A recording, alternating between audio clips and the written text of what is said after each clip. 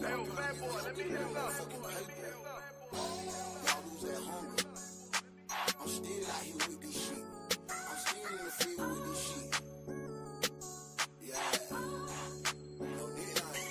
I'm still jugging, I'm still making plays, I'm still getting rich. I'm still jugging, I'm still making plays, I'm still getting rich. I'm still jugging, I'm still making plays, I'm still getting rich. I'm still jugging, I'm still making plays, I'm still getting rich. I'm still jugging, I'm still making plays, I'm still getting rich. I'm still jugging, I'm still making plays, I'm still getting rich. I'm still jugging, I'm still making plays, I'm still getting rich. I'm still jugging, I'm still making plays, I'm still getting rich. See, I'm still jugging, I'm still making plays, I'm still getting rich. No, I never trust these niggas and I never love a bitch. All my sticks that come with beams and all the glizzards got a switch, and I ain't never have a plug. I had to get up on my dick. I was broke, I was looking fool, had to work a move, and I ain't talking about no pussy when I said I found my groove. No, I never been the DJ, had to work my ones and twos. If you see me doing my ditty, please don't step on my new shoes.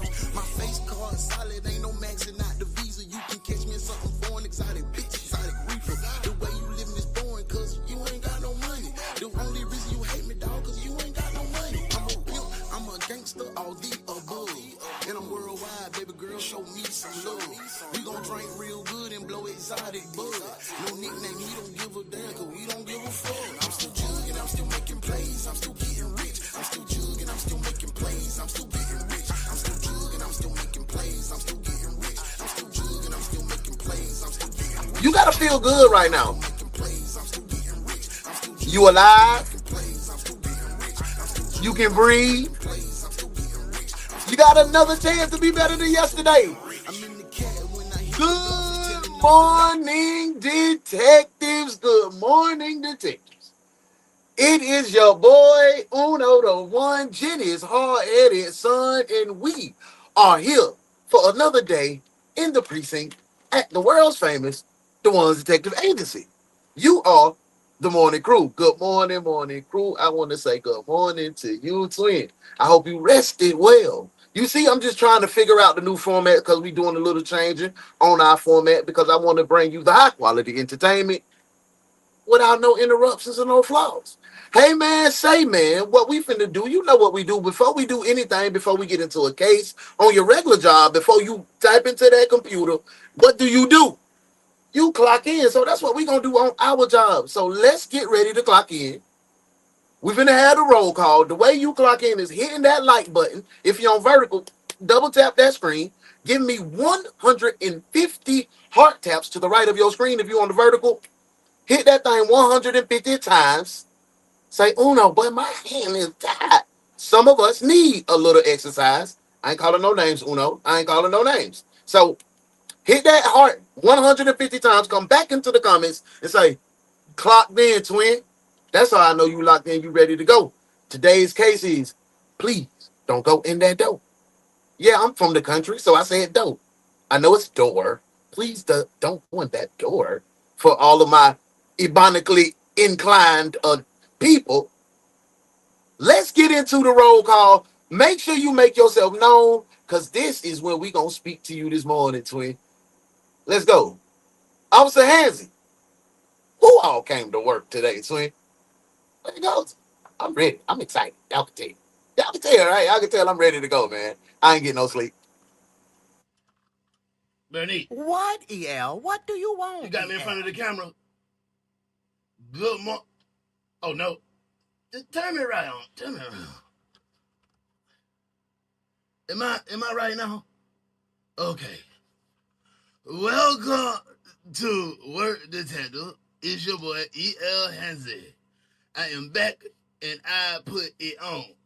I hope you like the threads. EL, just call the roll. Anyway, I've come here today to see who has came to work. Is that Shell over there? Yeah, that's Shell. Is that the VO shit? Is it? I smelled mushroom I smelled mushrooms when I came to work. I think he here. But are you at work, detective? Make sure you clock in, hitting that like button, hit the hearts, because we don't want to hit Uno's mouth. Welcome to the morning show, detective. I'm glad you're here. I am your lead detective. I don't care what Uno say. E.L. Hansen. And I'm back, baby. Roll call.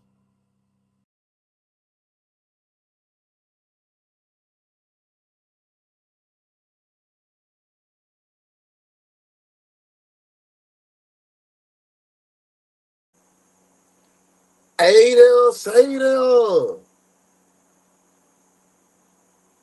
Adel, Sadel, twin. Y'all ready to clock in? First detective in the door this morning is my good brother, Truck. Good morning, bro. I hope everything good your way. Did you clock in, twin? Where you at in the world?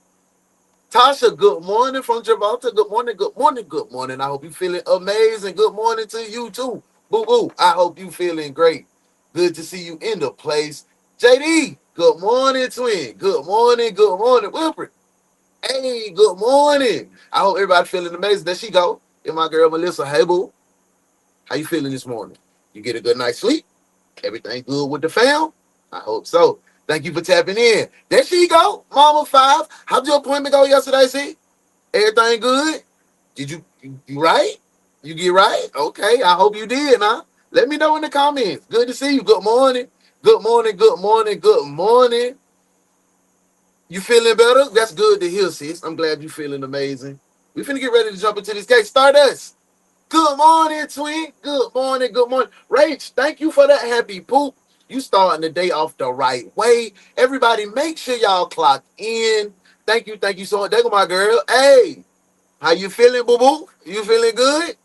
I hope you rested well. I hope everything good your way. You in a good place, good space. It's always good to see my gal face in the place. What up, sweet? That's my girl, man. But, hey, Rach, like I said, good morning, boo boo. I hope you feeling amazing. I hope you got a good night's sleep. Look at that. Twin checking in from the UK. What up, twin? How you doing? I hope you feeling amazing. Good morning, good morning, good morning to you. It is good to feel your energy in the place. Daisy, what they do, twin? I hope you feeling amazing. We getting ready to kick this case off. We do it different over here on the Ones Detective Agency. We speak to our family before we get into the case. Y'all ready?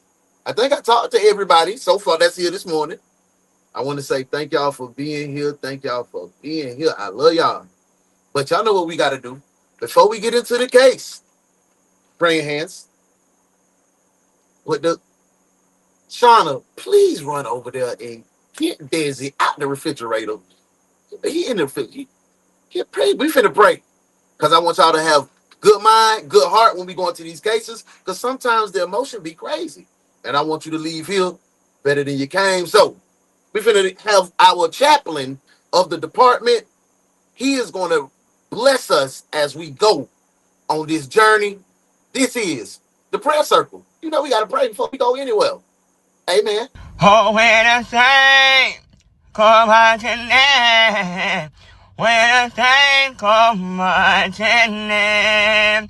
Oh, Lord, I want to be in that number. Oh, when I say, come on tonight. All right, be safe on your shift. Come back safe. And with that being said, we are blessed. We are ready to get into the case. The case of please don't go in that door. On the Ones Detective Agency, Morning Shift. I want to say to all my detectives that's here, welcome to work, detective. Let's get into the case. Rush here this morning. Police are looking for a The suspect or only suspects rather in detective a deadly shooting. agency Two people were capable shot of and killed. handling DPD, they these released this video grotesque here. and A red obscene car pulls cases. up. Four masked men get out and Look run no for a further store with than the guns. Ones Detective Agency, where evidence does not matter. We lock you up and figure it out later. Hey, what's up? The Ones Detective Agency, with your captain, Uno the One.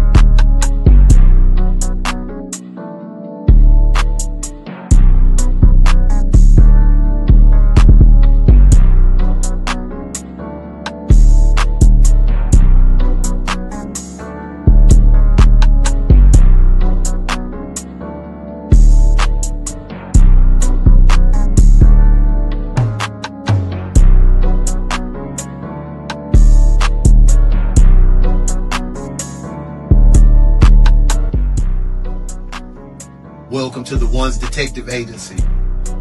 I'm Uno the One. Welcome to work, detectives. Let's get to work. Hey man, say man, shout out to Jims for becoming a member and being a part of the family and putting the brick in the foundation. Hey man, say man, shout out to Jims. Thank you for becoming a member and putting the brick in the foundation to help us grow to be the #1 true crime reaction show on the net. I couldn't do it without you, twin. Love you for that. I appreciate you. There you go. The youngest CEO I know, Young Tate in the building. Y'all ready to get into this case? Let's go. This is the case of. Please.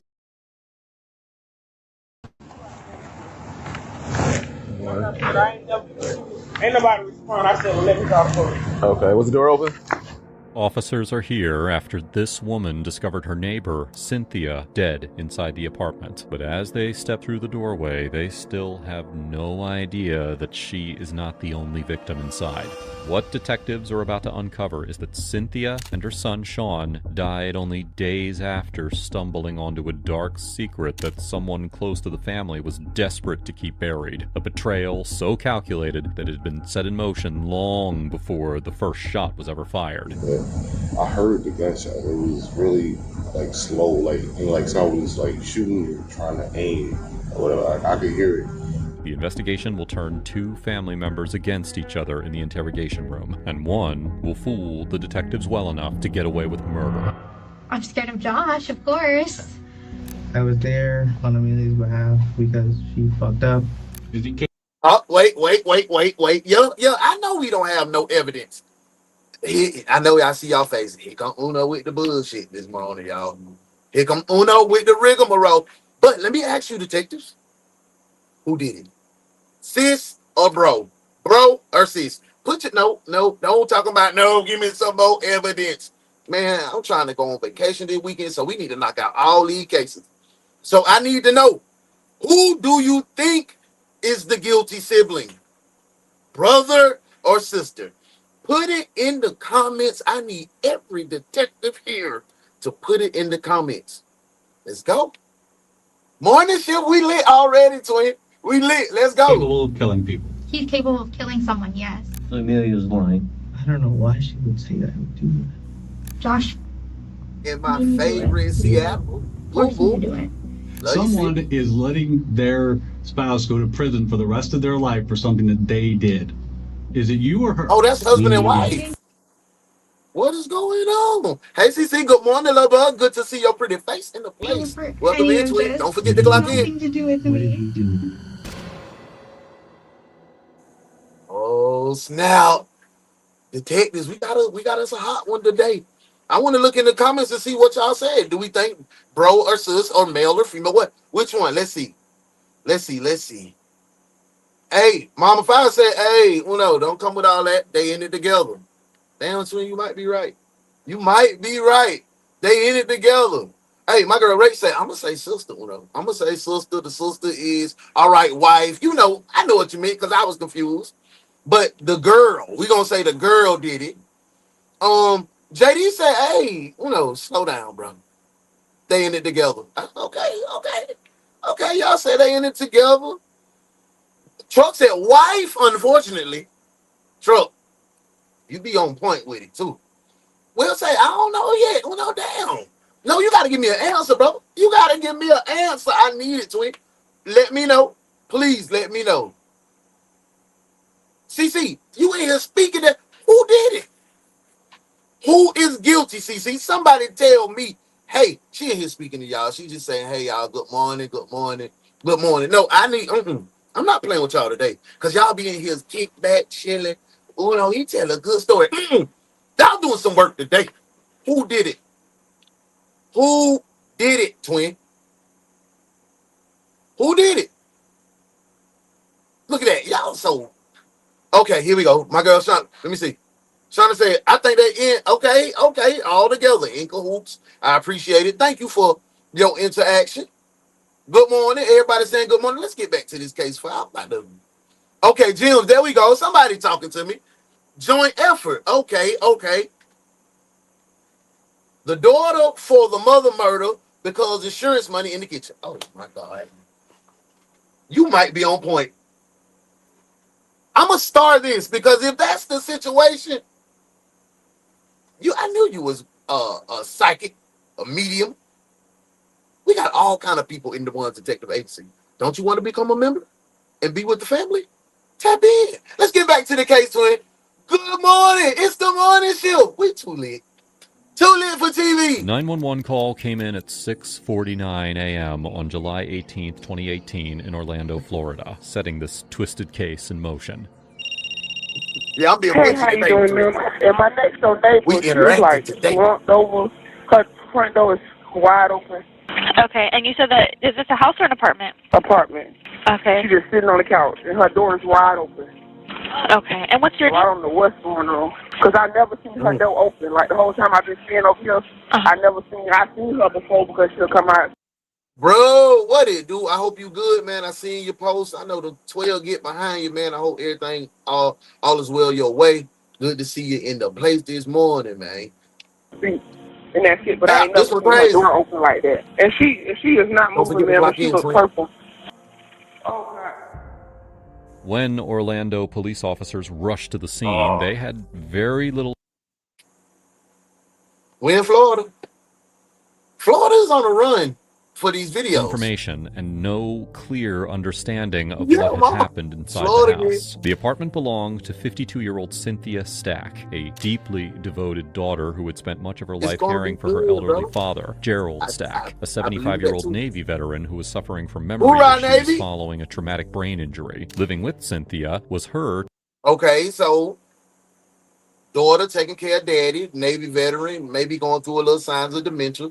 That's a good daughter. Bravo Zulu to the daughter for taking care of her first hero. I know that's got to be tough. Anybody has taken care of a parent that suffered from memory issues and dementia? I watched my grandmother go through that. Let me know. Have you ever went through that experience before, detectives? Let me know in the comments. Let's get back to this case, man. Yeah, we in here today, man. We working today.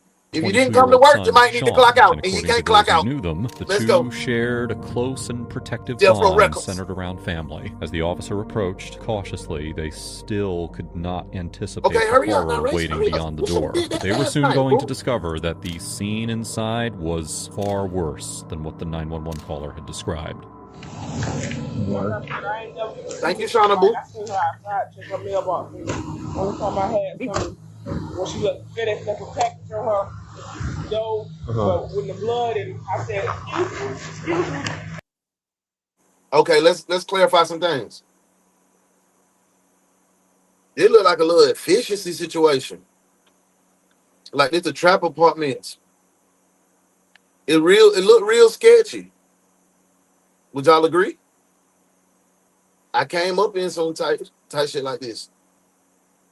But this looked pretty sketchy. So it looked like some sketchy activity goes on in said apartments. I wonder why these good people live it. Maybe they down on their luck. Ain't nobody respond. I said, well, let me talk for it. Okay, was the door open? Was the door open already? It's been open since last night, but she was up last night. Okay, if the door was swinging since last night, why y'all wait till the morning to call the police? Sanford, what's going on, bro? Good to see your face in the place.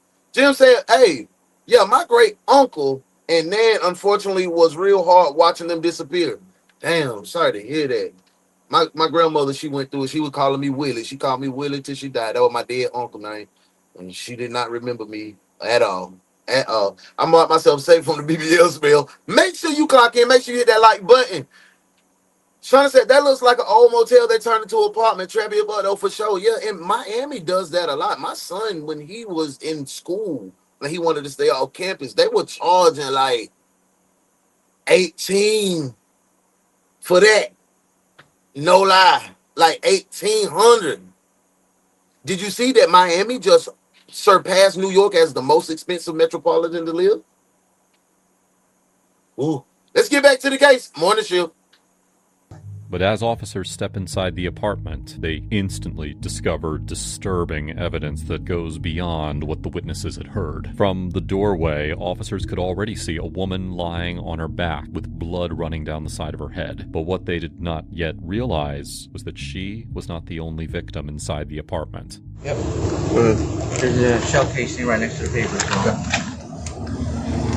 Orlando police. Orlando police.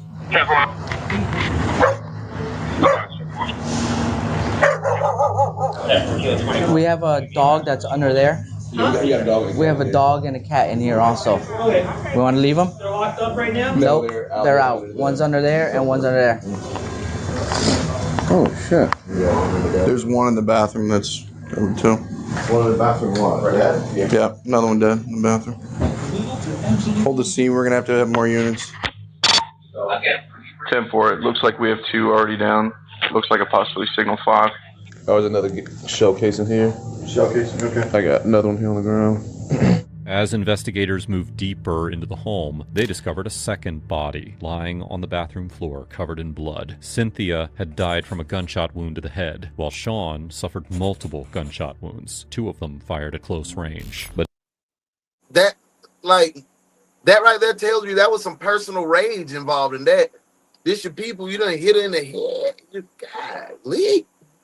Y'all savages with this work. Weaver said, I thought Florida was cheaper than my state. I thought so too, but no, they surpassed. Read that article this morning. I work with people that had it. It's really hard watching them go downhill, and a lot of times the family just stopped coming to see them. Holy smokes, that is that. I hate to say this. We talking today. My uncle, he's going through a lot of health, not his mental, but he's going through a lot of health issues from years of drug abuse, right? And the only person that comes to see him is my mom. And my mom, and it'd be crazy. I don't even do my part as a nephew, but I'm still trying to heal for some things that happened when we were younger. No molestation shit, just the way he worked over my mama, went on drugs. So, we'll talk about it a little later. Let's get back to this case. Morning shift, too lit for TV. as officers continued processing the crime scene, they began realizing that several crucial things were missing that nobody expected, immediately putting them on edge. Does it look like gunshot or? Yeah, well, we obviously haven't moved or anything. They're still checking her. The one in the back is totally covered in blood. Male in the bathroom. It's like a Hispanic male. You see a gun anywhere? I didn't. With the murder weapon missing and no signs of forced entry, detectives initially believed that this may have been a quick in-and-out job that was carried out by someone that the victims knew. But as the sinister case will unfold, they will eventually realize that theory could not have been further from the truth. But the killer appeared to have left behind no immediate clue pointing to who they were or why. Hey man, I'ma always show love when y'all dropping that love on me. Thank you, Shauna Abu, for the love and everything that you do. Way to help us build the foundation to grow to be the #1 true crime reaction show on the net, man. I love you, Swin. Thank you for that. Let's go up. Why Cynthia and Sean had been murdered so brutally. Even so, officers could already tell that whoever carried out the killings seemed organized, deliberate, and calculated, with no surviving.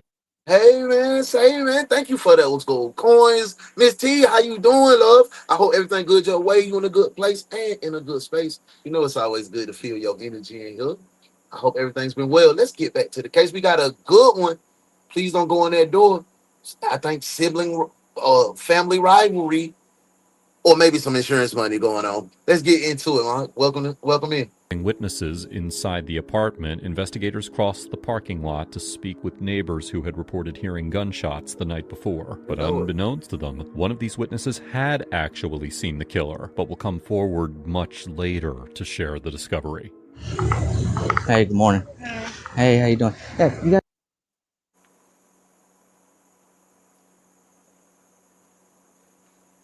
Auntie. You seen them lawmen outside, Auntie? Come on, no. Y'all don't say Uno don't get the tripping. Yo, no. Auntie, come on, y'all. Come on, look, You seen the law enforcement officer. Let me go back a little bit. I had to go back, y'all. Hold on. No surviving walk up. witnesses inside the Y'all gotta apartment. hear my Investigators point. crossed the parking lot to speak with neighbors. You saw the lawman coming up the stairs. You couldn't run. Hold on, Mr. Let me go put on the little house coat.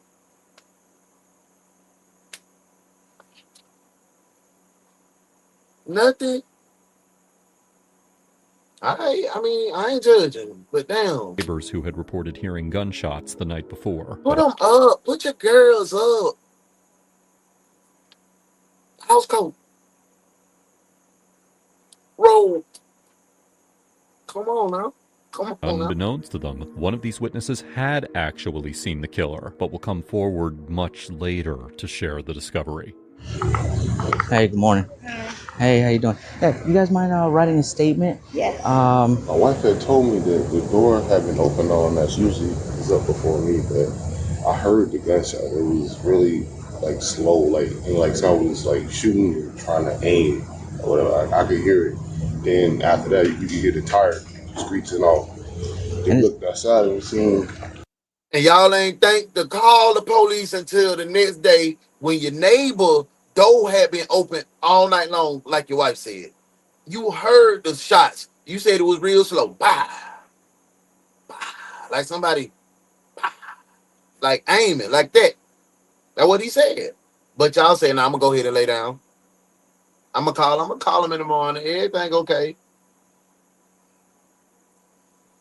Ooh, man, goddamn. Come on now. Hey, bro, come on now, dog. Come on, man.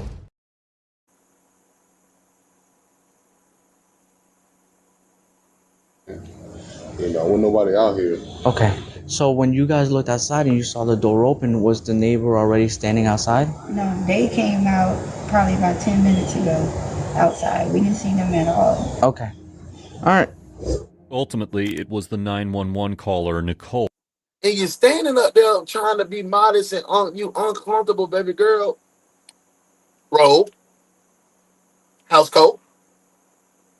That's all I'm saying, baby. And what she had witnessed that prompted the officers to respond. But now, as one of the officers speaks with her back at the crime scene, desperately searching for anything that could point them toward a suspect or a time frame, the chaos unfolding around them only makes getting that information more challenging.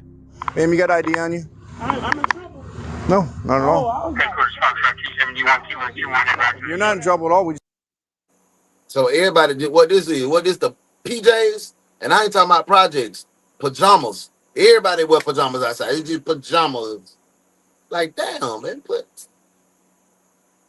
I ain't gonna say that. Because y'all gonna say, oh no, ooh, you acting so bougie. It's like, ooh, how you gonna say that about black people? Yeah, I want to see my people do better.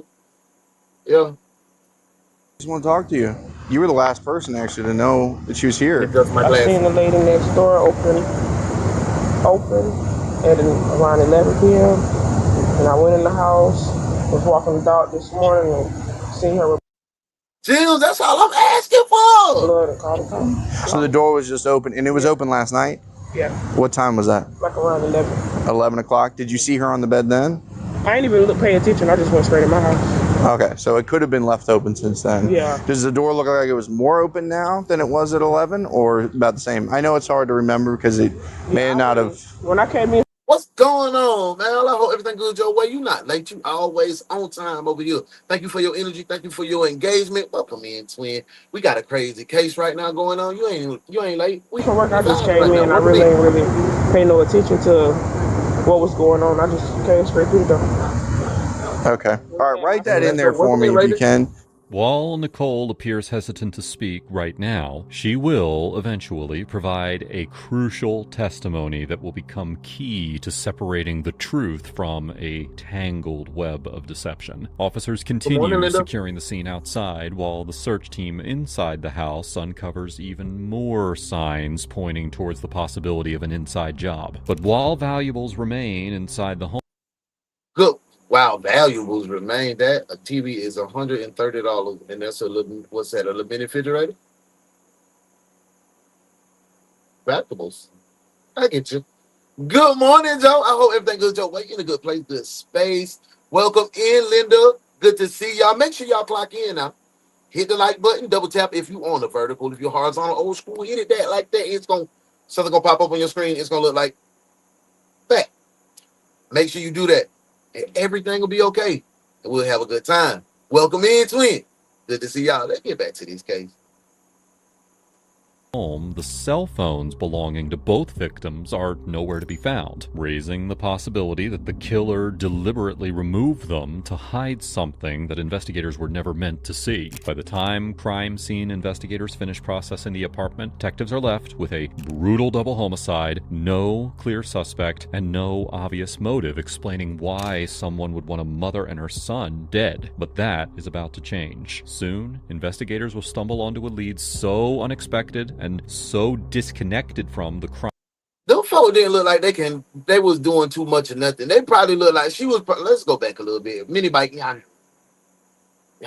Let's go back a little bit. Hold on. Actually I want to catch provide this a picture. crucial testimony that will become key to separating the truth from a tangled web of deception. And get the Officers right side continue pajamas. securing the scene outside while the search team inside the house uncovers even more signs pointing towards the possibility of an inside job. But while valuables remain inside the home, the cell phones belonging to both victims are nowhere to be found, raising the possibility that the killer deliberately removed them to hide something that investigators were never meant to see. By the time crime scene investigators finish processing the apartment, detectives are left with a brutal double homicide, no clear suspect, and no obvious motive explaining why someone would.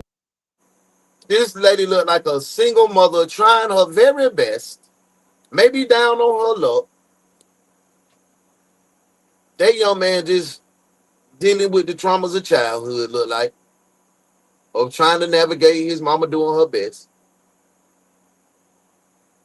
What could these two have done to get shot in the head 2 times and shot in the head once? I don't know. They just don't give up a profile of somebody that's got dang like that type of life. Maybe mom, maybe substance abuse, but I don't know.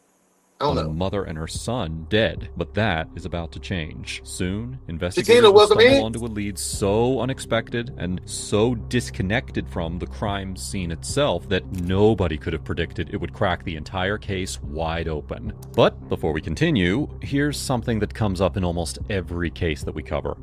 Someone's information was easier to find than it should have been. And these days, you know they got to get their little advertisement in.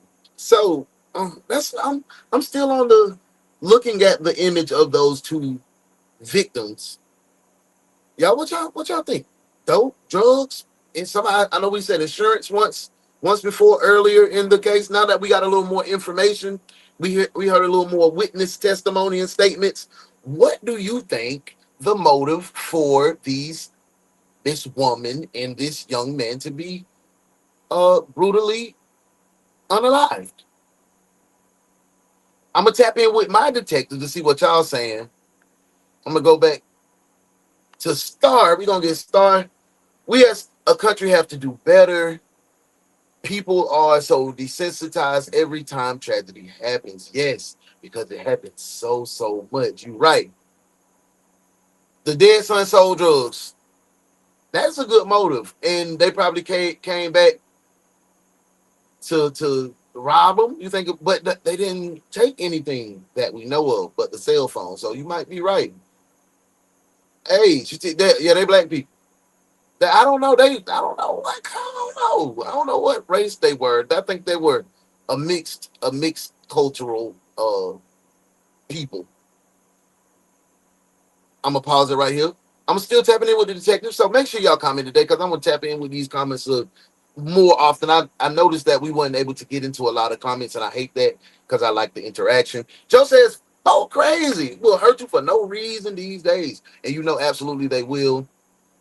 Maybe fleeing an abusive husband. Cindy, welcome in, twin. Good to see you. Maybe my daughter keeps her bed on the floor every time we put it back on the frame. She takes it off.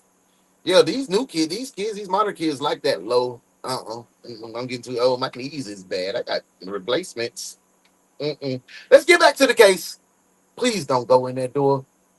Morning shift. 100 taps if you locked in.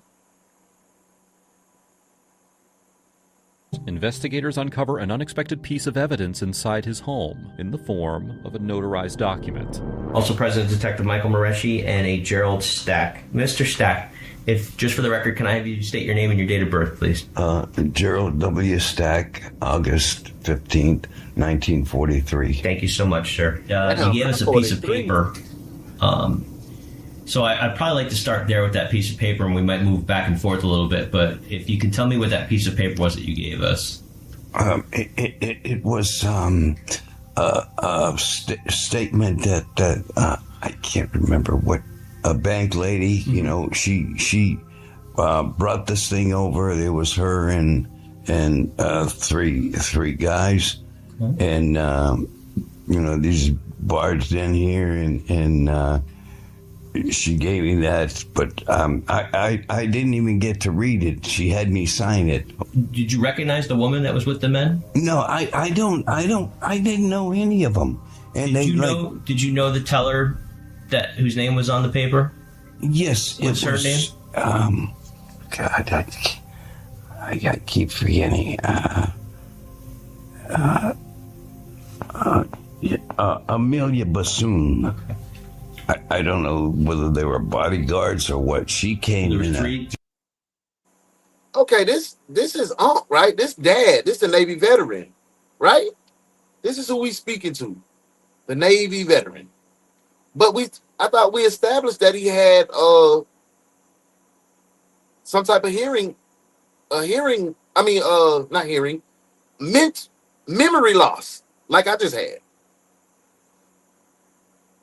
Would you take his testimony as like true and factual if he's having memory lapses already? He's already stating he said, I keep forgetting. But then he came up with a name. I don't know. You know, I'm a ride with the Navy veterans, but can we really take his testimony as true and factual? Three gentlemen. Yes, she came in. My mama was born in 61, Shell. My mama was born in 61. Candy, the short recap, we just getting into the vibes. This is the father, a Navy veteran. His daughter came to take care of him. I think she moved with her son to their own apartment. She was found dead in her apartment. We don't know who did what or how it went. The story's just unfolded. So perfect timing. Let's get back to the case. Morning shift. A separate car, and they came in another car. Did they stamp it right there in front of you? No, it was pre-stamped. It was pre-stamped. She just said, you need to sign this. And so I signed it. That document eventually leads detectives to 25-year-old Amelia Bassoon and her husband, 28-year-old Joshua Ramsamy. So are they related to these people in any way? Hold up now. Hold up. Now, what's going on, y'all? Let's talk, detective. What? I thought this was family. Ramswamy and goddamn Beeson, Amelia and Ramswamy, they are not related to Mr. Johnny, the Navy veteran. Somebody is pulling a fast one. I'm confused. I'm like, legit. So she is the bank teller? So the bank teller lady came in with two other people and bogarted senior chief and made him sign some papers.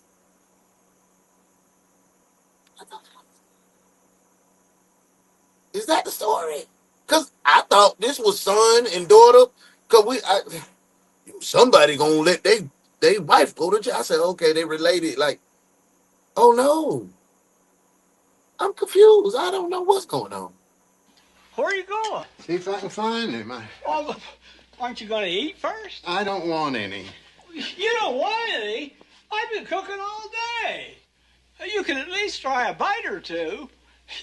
You're hot stuff, you know that? I mean, I've been cooking all day. I missed Oprah, Phil Donahue, Joan Rivers, and Dr. Ruth. I don't know what's going on. I don't know, y'all. I don't know. I don't know what's going on, y'all. At first glance, there appears to be no obvious connection between the couple Okay. and Cynthia and Sean, but a That's little what I'm over a saying. week after the murders, on July 26th, investigators locate Amelia and Joshua and bring them down to the police station for questioning. What detectives do not yet realize is that they are walking into an interrogation where they have almost no hard evidence directly tying Amelia or Josh to the murders. There's no murder Damn. weapon, no confession, and with both suspects already beginning to turn on each other, detectives know that if they fail to break through the lies, then whoever killed Cynthia and Sean could walk free. So Miss Cynthia and Sean ain't had what the world? Linda said maybe someone knew she was supposed to be over his finances, and killing her and her son made them next in line to get the money. Ooh, I like the way you thinking, Linda. That's a good motive right there. Now I gotta give it to you. I like that one, detective. Now that's what you call being trained properly. I like what you did there, detective. Good work.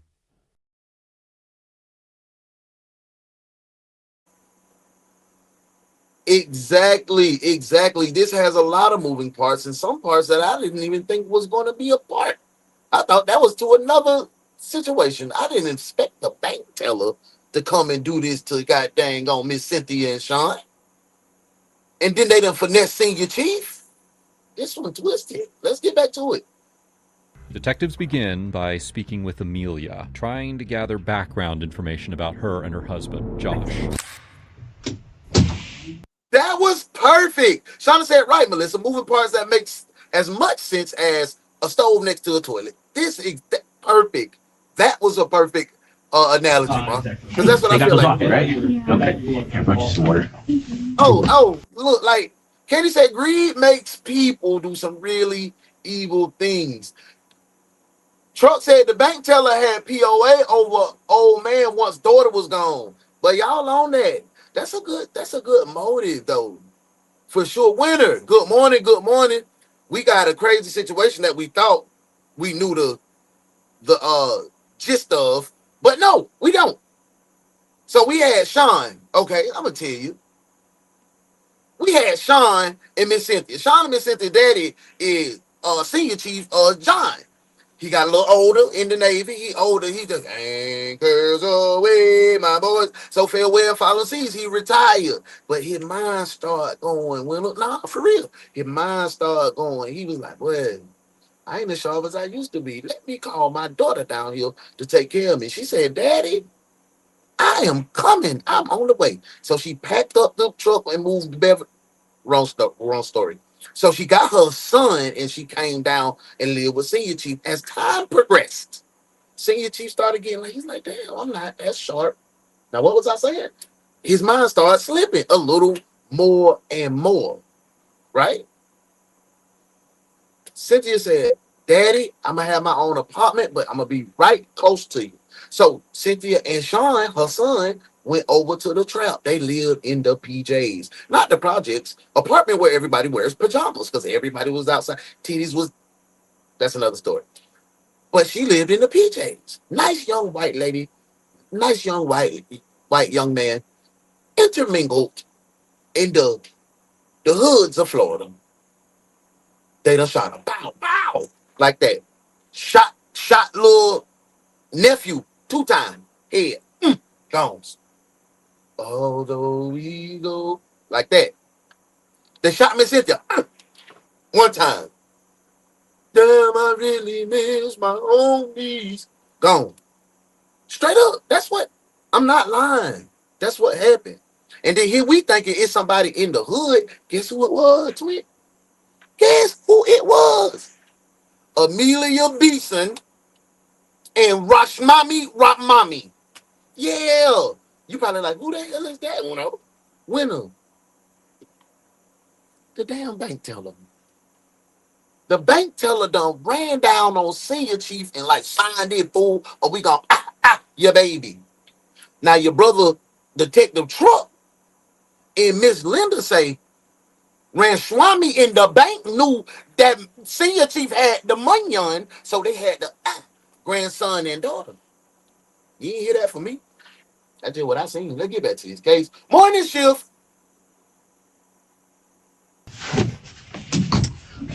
So, I kind of introduced myself out there, but I don't know if you heard me or not. I'm Brian Ferrer with OPD. This is Mike Mareshi. Amelia.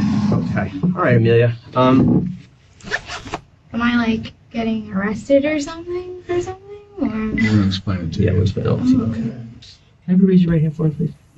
After being read her Miranda rights, both agree to speak with detectives. Amelia tells them that she's worked as a personal banker at a Chase Bank in Orlando for around 4 years. Where are you working right now? I work for Chase in heinous. Any issues while you're working at Chase? No. I got a write-up recently. You did? Yeah. What happened? I issued 2 checks for a customer, and I got a write-up for that because they weren't in the branch. Okay. Amelia, I can tell you the reason why we're here today is because of that issue with the bank. Okay. She over here trying to give off the innocent voice. Yeah.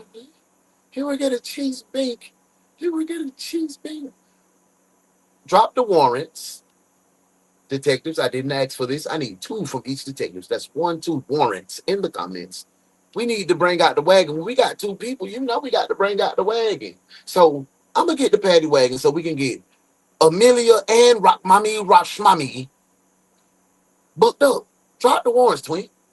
We working. Let's go. You're cuffed, detective. Cuff him. Cuff him now.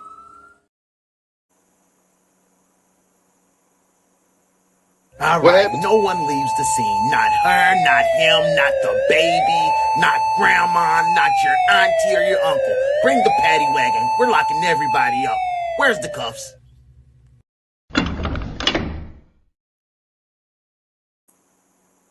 For this type of situation, yeah. Okay. Like this intense. I mean, I got in trouble at work, which makes sense, but I'm just confused about it. When detectives move over to question Josh, he also claims to be confused about why he's been brought to the station. But detectives already suspect that the couple knows far more than they are letting on. Doing all right, buddy? Yeah. All right, they got you to the bathroom, right? Okay. Love you, wash your twin. hands? Thank you. Love you, No? Candy. I was Love going you, to say, I'll get one of these then. Detective Ferrer, this is Detective Mareshi. Oh, okay. All right. Good morning, Leslie. I don't know. Let me ask you this question. I'm going to throw this out to you. Why do you think you're sitting here right now? Man, good morning, twin. No idea. No idea? No idea. Okay. Back with Amelia, detectives begin focusing on a disciplinary write-up that she received at work in May, roughly 2 months before the murders. Well, let's walk through it a little bit, okay? Let's walk through that and see how maybe we came here today. What was the name of the customer? Gerald. Okay. Mr. Gerald. You know his last name? Stack, I think. She knew right offhand. Did you know him? Oh, wow, yeah. Since I moved here, actually. Since last year, July. So what happened with this write-up? So, I mean, had you been a banker for him for a while? I mean... Yeah, so I've been his banker since I moved here. So what happened with these checks? Nothing, he called him, have the record over global security. Mm-hmm. So when they came in, they pulled, like, call logs, they pulled, like, cameras, just to make sure, like, little signature files. He did give me permission to go ahead and pull this money out of the account, to write these 2 checks out. Mm-hmm. And that was it. I mean, that happened since March. Now, while the write-up will later become a central piece of the case, detectives take... So, detectives, y'all hear this? Do y'all hear this? This lady said the man gave her permission to take 2 checks and write out of his account. You just a teller. You just moved up. Girl, if you don't take, I don't know what country you come from, baby girl. But I know they taught you to lie better than that, because you a liar. So the plaintiff loses, gets nothing. Ms. Howard, what are you thinking? She lied, and I should have known better when I seen her hair. Ms. Reese?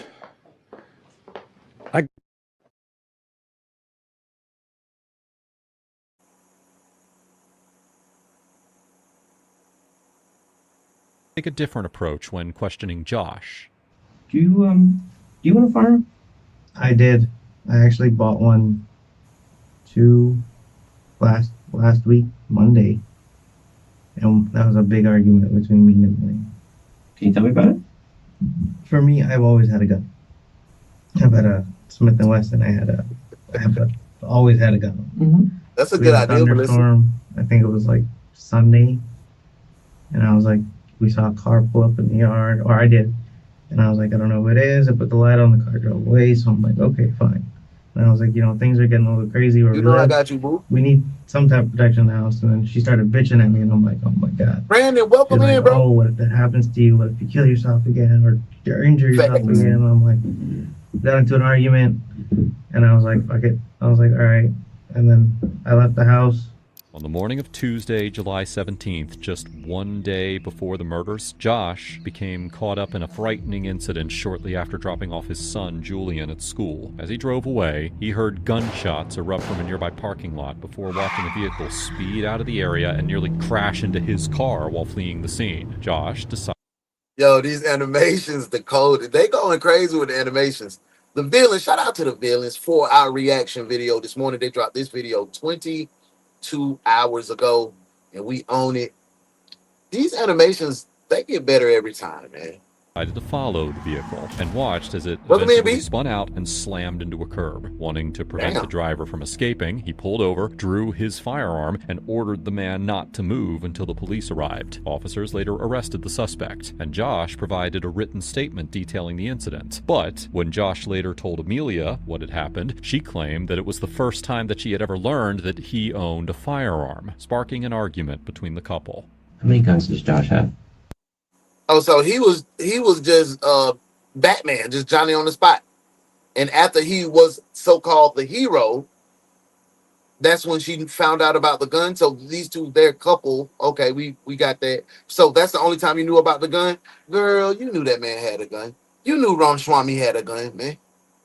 You in here doing all this lying.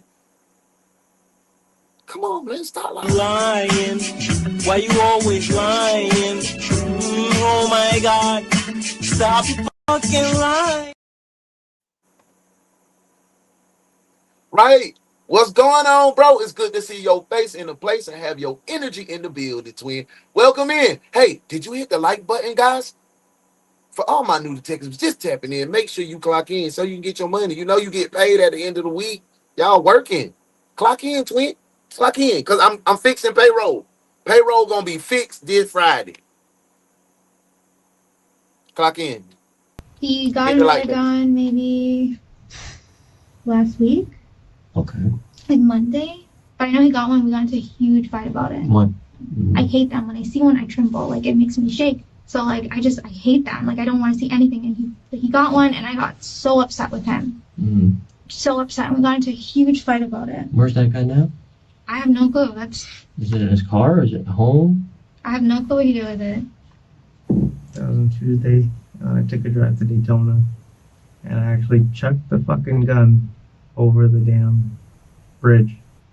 I was like, fuck it. And she was like, what the hell did you do? For me, I didn't want to be home because I was like, I don't want to argue with her and have... That boy said she was upset he had the pistol. So they just was riding and just, okay. But do you think we boo-boo the fool? Do I look like a damn clown? Does any of my detectives look like clowns to you, Ramaswamy? You doing all this rigmarole talking about you you a liar, your girl a liar, and guess what? Both of y'all going to jail. You going to jail. You going to jail. Hot damn it, you going to jail. Lock his ass up. Lock his ass up. You going to jail. You going to jail. Yo ass.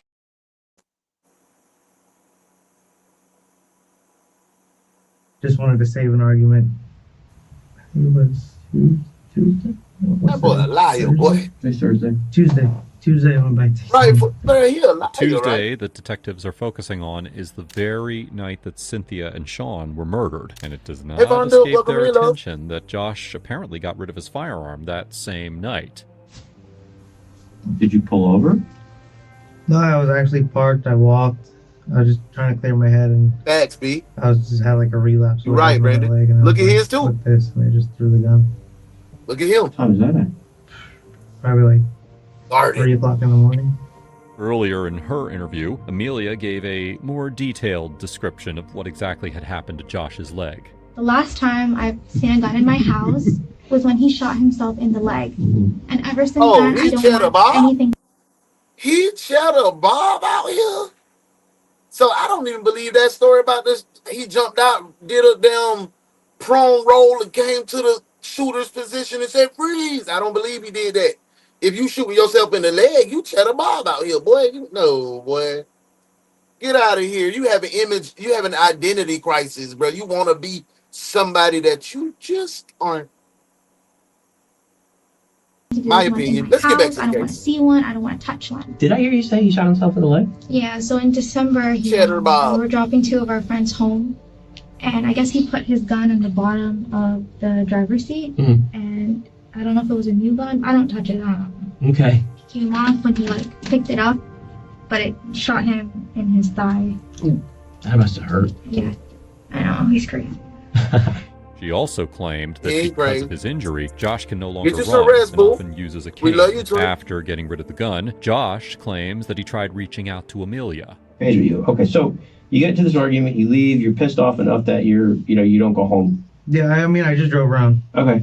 And your phone was off then? Yeah. The whole time? The whole time. Is it me or nothing that they say matches? What time did you get up this morning? 7:30, 9:45? Like, I don't know. Me and my wife will be on some type of the same page. Like, they're not saying anything that matches. Because my wife was going to call me. Because I called her and she didn't answer, so I was like, okay. So you didn't want to talk to her, but you called her? Yeah, I called her just to see what she was doing, because I was like, we're still fighting. I was like, honestly, I wanted to go back home. When are you going to Daytona? We got into a huge fight. That's what I'm saying. He just left. He wasn't answering his phone. He wasn't talking to me. Then you went to Daytona, and you took this gun, and you threw it off the overpass? Yeah. What caliber is that gun? I think it was a 9mm. Anonymous. How many ammunition did you put in it? Good morning, detectives. Good morning, Anonymous. Good morning, Tim. Good to see your faces in the place to be. Thank you for being here. I spoke to my girl Cindy. Thank you for being here. I ain't tossed no money away. Why would you throw your gun away if you didn't do anything? You sell it. He's a dweeb, y'all. He's a super dweeb. Let's take this moment out right now. Let me ask you one thing. Have you clocked in yet? Hit that. Double tap that screen if you're in the vert. Like button if you're in the horizontal. 150 taps.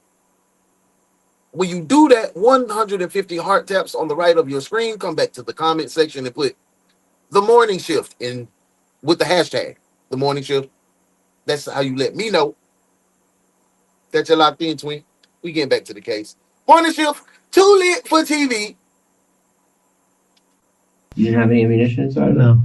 Well, I just get a little confused. So explain to me your reasoning again as to why you threw this gun off this pier. I had a real, I guess a relapse of what happened to me. And I was like, some shit happens again by accident. Fuck my life up again. But it's not loaded? Yeah, it wasn't loaded. Okay. I guess that's where I get a little concerned. My thing is, you guys are kind of hurt for money, sounds like. I mean, you're working now, but yeah, I'm working now, so things so you spent $250 in cash on this gun. Yeah. It's a pawn shop. Mm-hmm.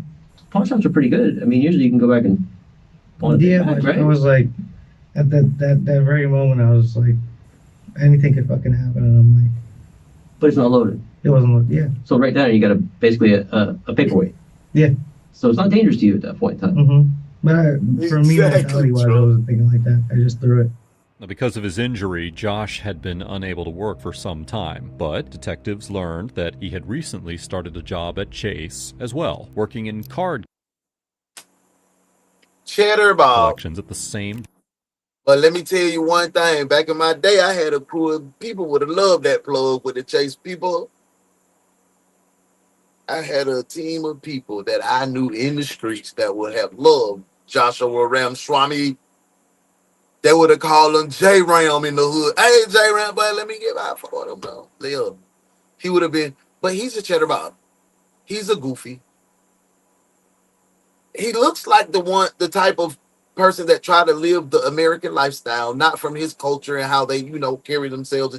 He got earrings in both ears. He got the fade with the whoop. Yeah, he too Florida. He a Florida boy now. He a Florida G. She just green. She pool table green. Pool table green. She don't know nothing about the streets. He telling her what to do, when to do, how to do. He is the puppet master behind the scam. Do you agree or no? Or do you feel she is the puppet master behind the scam and he just the muscle to go do it? Y'all let me know what you feel, detectives. Let's get back to the case. Morning shift, we too lit for TV. Bigger than the internet. Branch as Amelia, the very branch where Gerald Stack was a client. Now, while both worked at James, thank Chase, you for that Amelia's star, role twin. as a Love personal you for banker that. gave her direct access to customers and their finances, including Gerald Stack. According to Amelia, Attention 4 on months deck, earlier, attention on deck. It is Captain Sassy in the building. Good morning, good morning, good morning, Captain Sassy. I hope you are feeling amazing. It's good to see your base in the place. We are tapped in. I hope you had a good night's sleep because we still got about an hour left on this case. Y'all ready? Yeah, we working today. Back to the case. Morning shift. Welcome in, Sassy. Love you, twin. We too lit. Gerald had asked her to withdraw money from 2 checks tied to his account. Just help me out. So 50,000. So he had you draw these 2 checks. Yeah. Okay. How much were they worth? 25,000 each. What did he have you do? Like, what did he ask for? Nothing. It's just he put 2 checks and.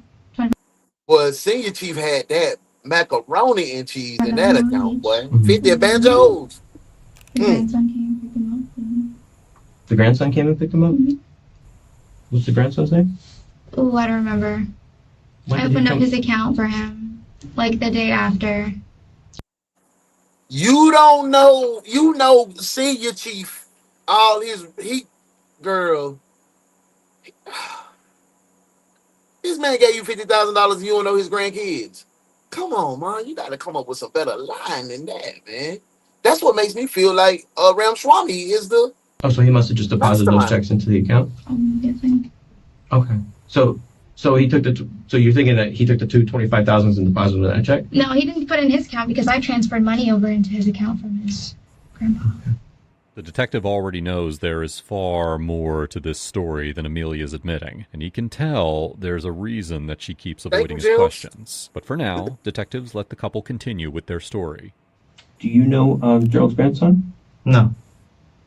Do you know anybody in Gerald's family? Mm-mm. All I know is that I know Amelia said she had to drop.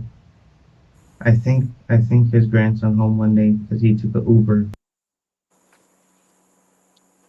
Ooh,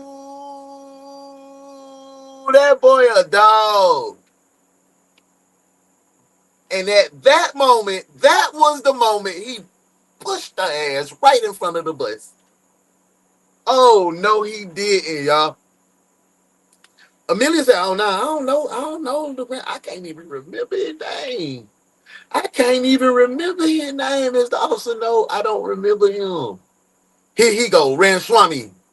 Amelia took the grandson to the house. What is that? LaShawn. Yeah, they kick it.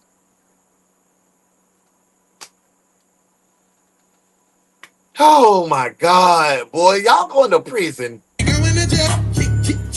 Man, he going to jail tonight. Talking about the homie in the gray and the black. You know the facts, I never relax. Everything luxury tax. And everybody here getting videos. Make sure you put a little money in the sack. What's wrong with him? Going to jail.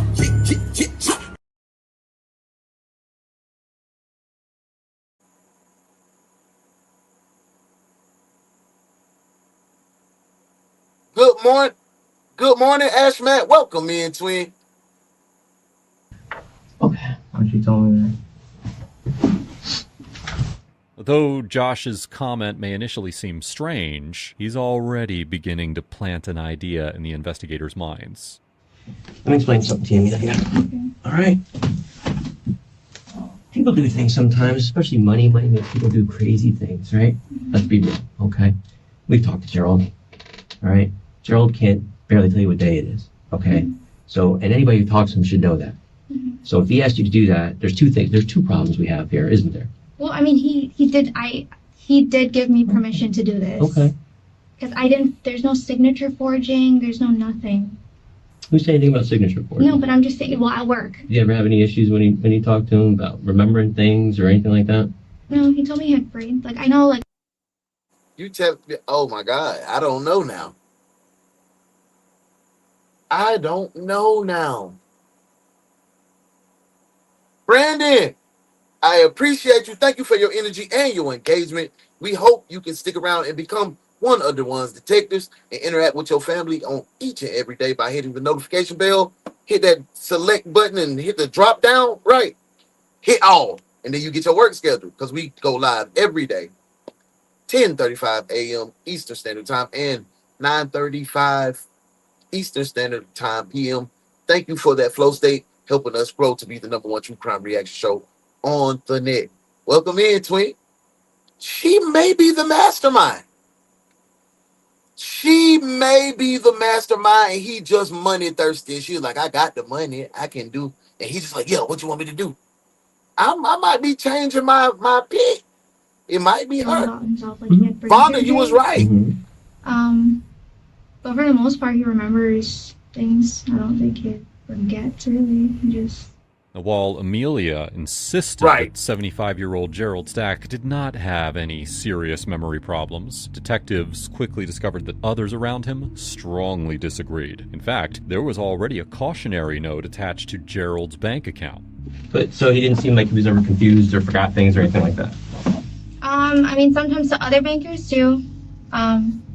He actually has a note on his account that, like, he does stuff and then he forgets. One time, he had written a check for somebody, and he called me, and he told me to cancel it.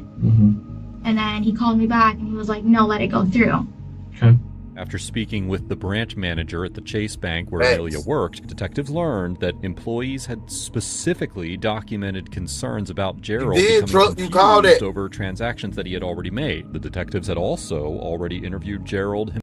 Yeah, y'all was on it this morning, man. Truck. It was a few other detectives. I think Vonda said that too. Miss Linda, she said that. Maybe even Winter said that too. I can't remember. But Shauna Ray might have said that too. Y'all was on it. Here I am. I just don't think it was. She can't finesse him. He just do that. I'm sorry. I was wrong again. I'm always wrong. And his conversation painted a troubling picture of his mental state. If you could tell me what that piece of paper was that you gave us. It was a statement that I can't remember what the lady that oh God, I keep forgetting. After serving 22 years in the Navy, Gerald had suffered a traumatic brain injury, something investigators now realized may have significantly affected his memory, and family members echoed the... Hoorah, devil. Sorry, he's not a Marine. He's a Navy. I don't know what his rank is. I was calling him Senior Chief, but 22 years, he probably is Master Chief if he was enlisted, or he may be an officer. But either way, Bravo Zulu on a job well done, shipmate. 75, traumatic brain injury. And this lady is clearly taking advantage of him financially through her position at her job. But my question is, why wasn't daughter in charge of the financials? Why his daughter? I mean, they gotta have a good relationship. She moved. Okay, they don't have to, but she moved to come take care of him. Right? Why wasn't she in charge of the financials? When you know your father, when everybody knows your father has memory and mind issues, his mind is slipping or leaving him. Why leave him in that vulnerable state where he can be taken advantage of? Especially, his money, his military benefits going, and he was in for 22 years. If he was enlisted, just say he probably get 6,500, 7,500 a month for retirement, stacking up. He probably already a house already paid for or whatnot, because Mr. Gerald probably handled his business right. Why wasn't the daughter in charge of the financials? That's my question. Let's get back to the case. Morning, Shil. Sassy, thank you for those 100 gems. You know I love you, twin. We going to be the best true crime reaction show on the net. I Same can't do it without you, boo. concerns. Cynthia's daughter, Emily, described Gerald as easily confused, forgetful, and mentally frazzled, explaining that he often struggled with even basic day-to-day functioning. She also told detectives that family members believed he had Alzheimer's. By this point, investigators were beginning to realize that Gerald's deteriorating memory may have made him far more vulnerable than Amelia was willing to admit. The detectives have already sensed something is off about how Amelia's twisting this story, but for now, they shift their focus to another detail. And I know he has a daughter. His daughter's name is Cindy. She had called me. What did she call you about? She had called me about her dad's account. What did she say? They had went into the branch for like a transaction history, and they were just calling me to confirm about the funds, about like what's going on. And Cindy called you? And what did she say to you? she was just asking me like, where are the checks? Like, why are the checks not going back into my dad's account? Like, why, you know, kind of that stuff. So, but I can't tell her what her dad told me, or I can't tell her like what the severity of like what was going on or what the checks were for, or like, I can only give her so much. I can't give her any information really.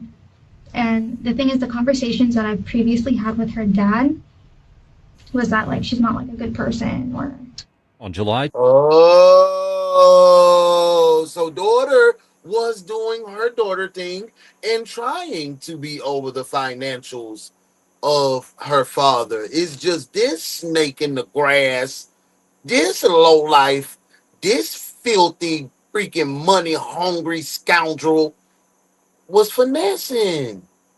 Katie said daughter probably did have authority over his stuff. Daughter gonna check, daughter gonna less chance lying there. They're gonna get caught. Straight up. And you called it right on the head. Candy, daughter was doing her best. That's why she's trying to paint the daughter as being a not good person. She's trying to paint the daughter as being the one that's conniving over the money. She is, more and more she talks, she looks like the mastermind. She a dog. She's a filthy, no good dog. Ain't no sunshine being an ugly dog. I ain't cute when she sees my face. Ain't no sunshine being an ugly dog, 'cause that's all you ever know, 'cause you an ugly dog. Doom, doom, doom. I know, I'm ugly, I know I'm ugly dog. Doom, doom, doom. She get tired of seeing my face. Doom, doom, doom. She said I'm such an ugly dog, but I don't even know. You going to jail anyway.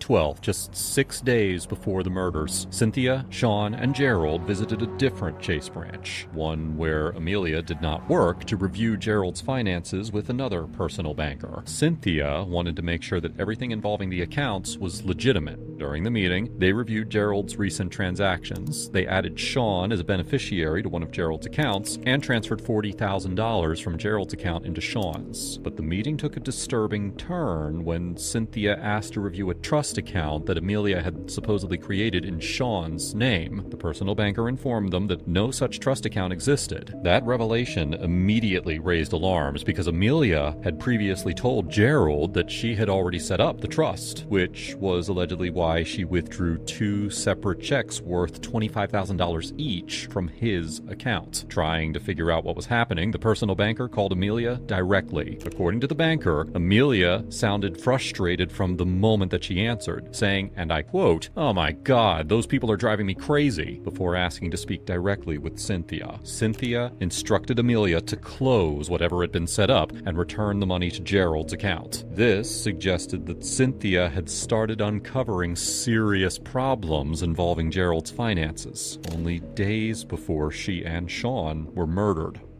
When he came in to get the cashier's checks, who were they made out to? The grandson? No, they were made out to my son, Julian Hewitt. Really? Yeah. Why? What the what?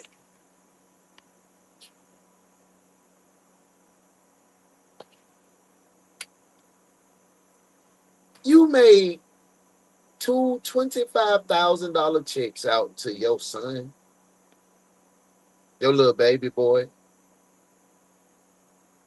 That man got a daughter and a grandson that's actively helping him, and you put $50,000 in your son.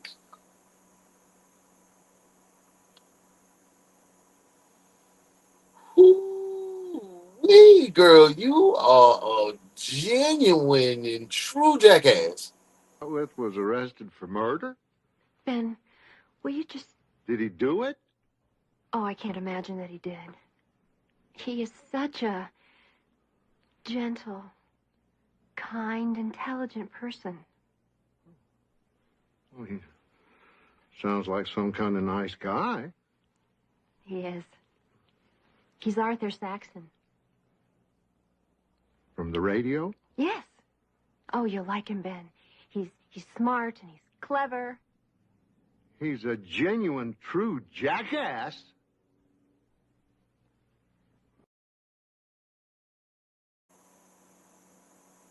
That?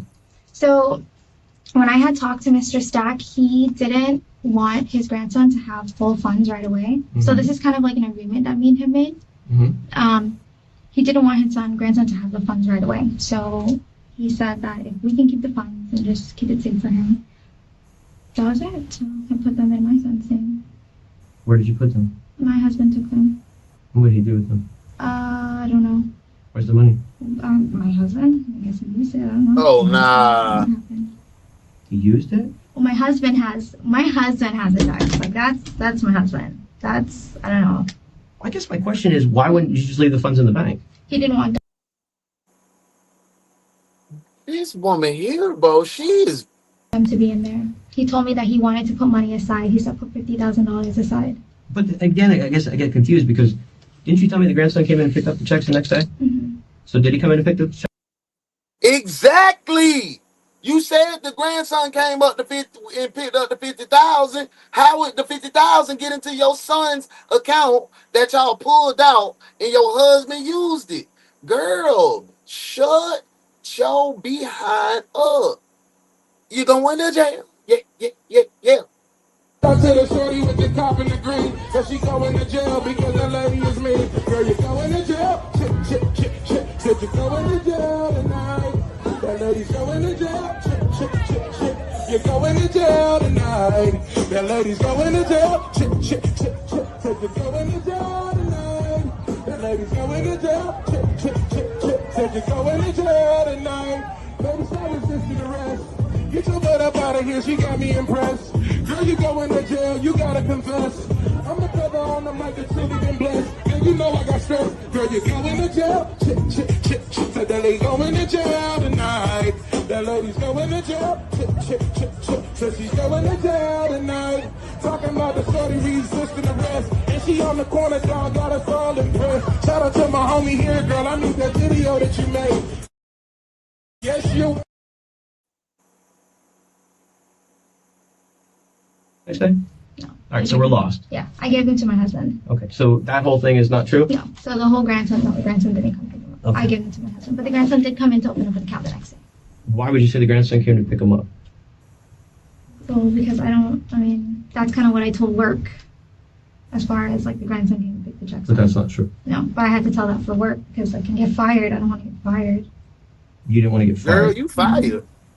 You out of there, Twitty. Because this was what he wanted me to do. I mean, I'm a good friend of his. gave me permission. Well, yeah, I have a lot of good friends. I have plenty of people I'm friends with, but I'm not gonna get fired for them. Yeah. He was just like, he came here to put his grandson on as a beneficiary, which I've been trying to have him do for a long time. Wait a minute. Put his grandson on as a beneficiary. Mm-hmm, Meaning that, so if something happened to Gerald, he gets all the money. yes. But he didn't want to give him $50,000? He didn't want to give him the funds right then and there. So And this is where I get lost. I mean, follow me here. So he comes and opens an this is account and taking transfers start, 10,000 boy. over, right? yes. So why does he have to take 50,000 out to get to you to hold on to when he could just transfer 10,000 over like Well, the that? thing is, at the time of, he didn't want to give him the full funds. So Right, but Gerald's not spending a lot of money. Let's be real. I No, looked at his he's account. not He's at not all. spending a lot of money, right? No. So he can Thanks, leave Anonymous. 50. He's got well more than 50,000 in there, right? Mm-hmm. So he can leave 50,000 in there Mm-hmm. and not spend it. He doesn't. It's not like he's spending money like it's going out of style. Mm-hmm. So he didn't have to give you money to hold on to, okay? That doesn't make any sense. Now, this part of Amelia's story immediately raised red flags for investigators. So, detectives reached out to one of her coworkers at Chase to better understand whether her explanation made any sense. But instead of supporting Amelia's version of events, the coworker's account only deepened investigators' suspicions. Leslie, I'm According talking to about the real fair coworker, time. Gerald had specifically mentioned Amelia by name when discussing the missing money, and openly Yup, admitted he that he did. no Say her longer name. trusted Mr. her. Gerald. Say G. Even more damaging was the Master Chief. coworker's reaction when detectives asked whether it would ever be appropriate for a banker to place a client's money into a separate personal account for quote-unquote Facts. safekeeping. The coworker immediately rejected the idea, making it clear that such a thing would never be acceptable. With Amelia's explanation already falling apart under You ain't have scrutiny, to go to the co-workers. You could have came right here to the one detective agency morning shift, and we could have told you that shit. It made no sense. We knew that didn't make no sense, Mr. Narrator. detectives began turning up the pressure during the interrogation. Here's the problem. Hey, detectives, which one of y'all account I could put 50K in? I just hold it. Just hold it for safekeeping for me. I'm gonna give you two $25,000 checks, man. Let me know if I can trust you to put $50,000 in my account, in your account, and just hold it for me. I'm gonna come back later on and get it. I'm gonna come back later on and get it. If it's you, give me 100 emoji taps and put "It's me, Uno" in the comments. I just need somebody that can hold 60K for me.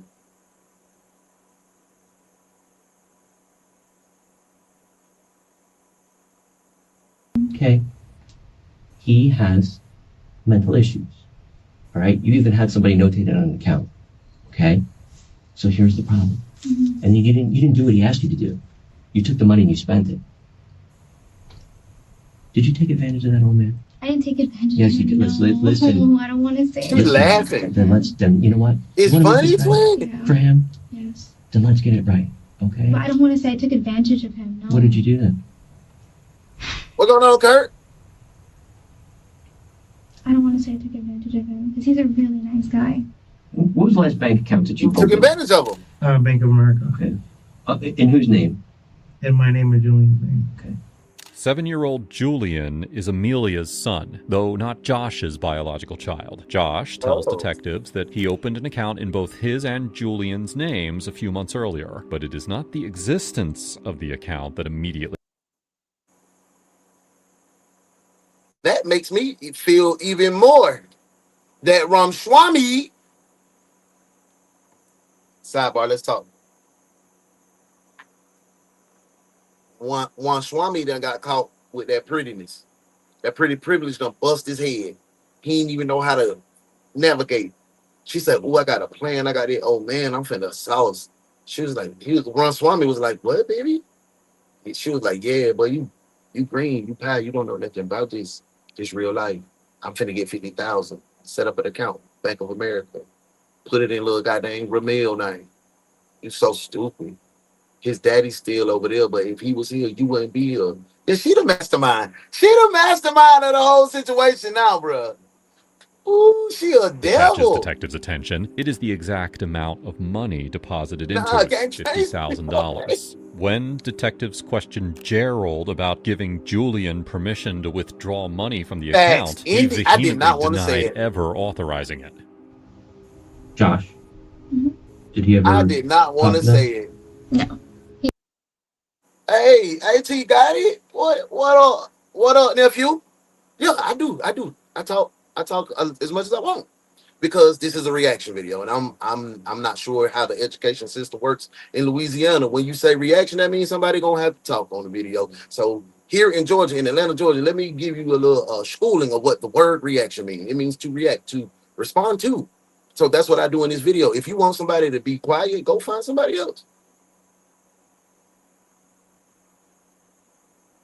Why you still here, nephew? Yeah. See, what you do when you come, let me give you a little life lesson on how to be a man. Don't never come in nobody man house that you don't pay no bills to and you don't know nobody in and get to talking like you're talking. Come in with a little bit of respect, or you can keep scrolling. Cause over here is good number light and love. But we do got fire and devil too.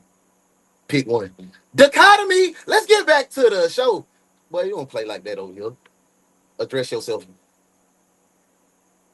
Never spoke to him. He doesn't even know who they are. Okay. What, you been at their house? Him? Mm-hmm. He doesn't even know Smoking, what's going on, twin? Are we going to see any phone records of you contacting anybody in Gerald's family? No, not that I know of. Is it, well, yeah, let's see. Is it possible? Because if it is, it's yeah. Let's talk about it. Welcome in, Smoking. Good to see you in the place.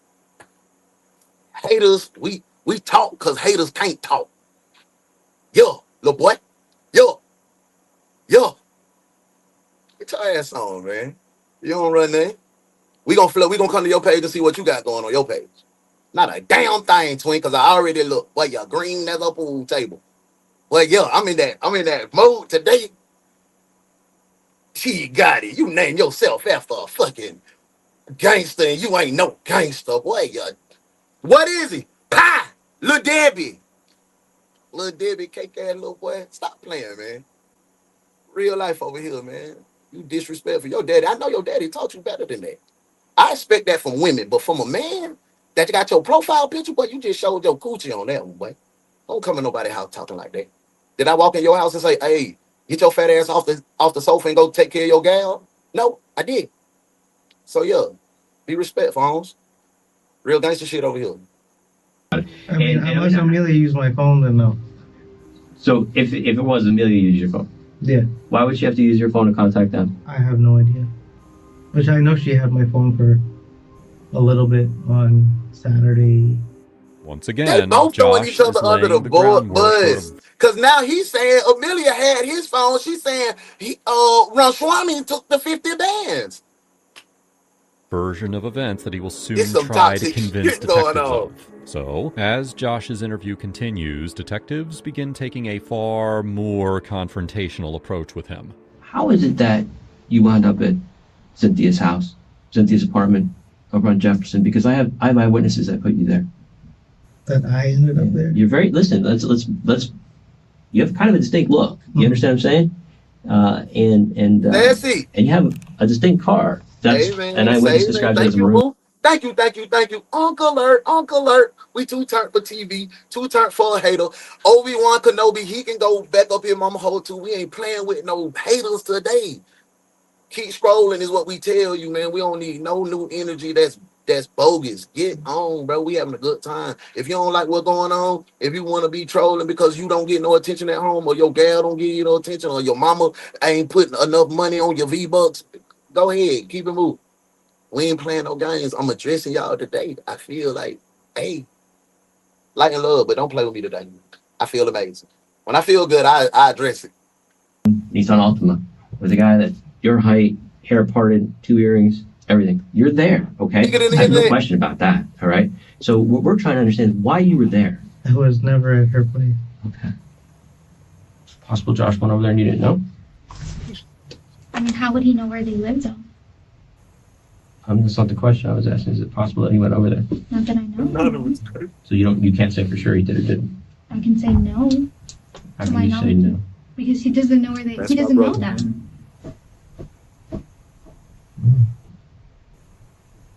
In a later interview, Nicole, the woman who originally called 911, described seeing a nervous man lingering outside of Cynthia's apartment shortly before the murders. She told investigators that he never went inside and behaved as though he was, now quoting Nicole, holding them hostage or something. Nicole described the man as having dark hair parted to the left, slight facial hair, pierced ears, and standing at around 5'5", a description that closely resembled Josh, or at the very least, someone who looked very similar to him.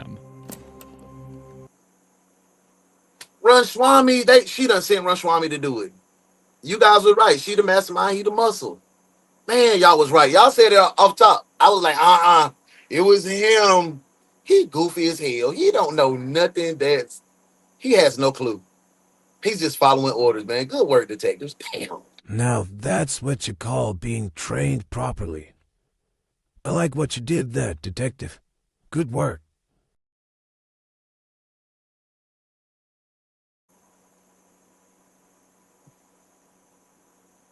Look what your brother Anonymous said about Swami. Look at him. I gotta cover my face because see, Marines don't have no filter. They just say any damn thing.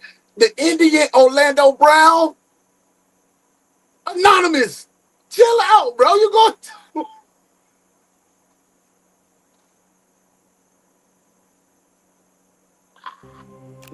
Detective Michael Moresh with the Orlando Police Department, and Miss Romano. How do you recall it? Explain it to me. I remember Amelia Brinson calling me on the phone and setting up an appointment for me to go to Gerald Stack's residence. I'm going to get some more of that information, but let me just ask you this to make sure we're talking. Is that your signature at the bottom? Yes. Okay. And the printed name, and then there's a stamp there. Is that your notary stamp? Yes, it okay, is. so you're a notary public. Yes. Okay. Gerald Stack's name's on there, Amelia Bassoon's name's on there, and Jillian Dewey's name's on there. She said that she was a Chase employee and that she needed a letter, his signature notarized, to be able to withdraw some money out. She put this plan in motion, y'all. She's going to wait in the car, and the picture that you just showed me, that man would go up with me to the elderly man's door and all. You understand we have the notarized document, right? Mm-hmm. You know we were there when you went there with the notary. We have that document. Oh, okay. Can we clear this whole thing out? What's up? Be honest with you? Yeah. I went to Gerald's house with Amelia because she was scared of the whole situation, and we had a notarized document. Okay. Simple. Okay. But Cynthia, I was never at her house. Listen to me. Oh, now you saying you went with Amelia. Can I clear something up? I went with Amelia. She was with me. I don't know if you lying, your girl lying, but I know one thing for sure. Somebody lying. Why you always lying? Oh my God. Stop fucking lying.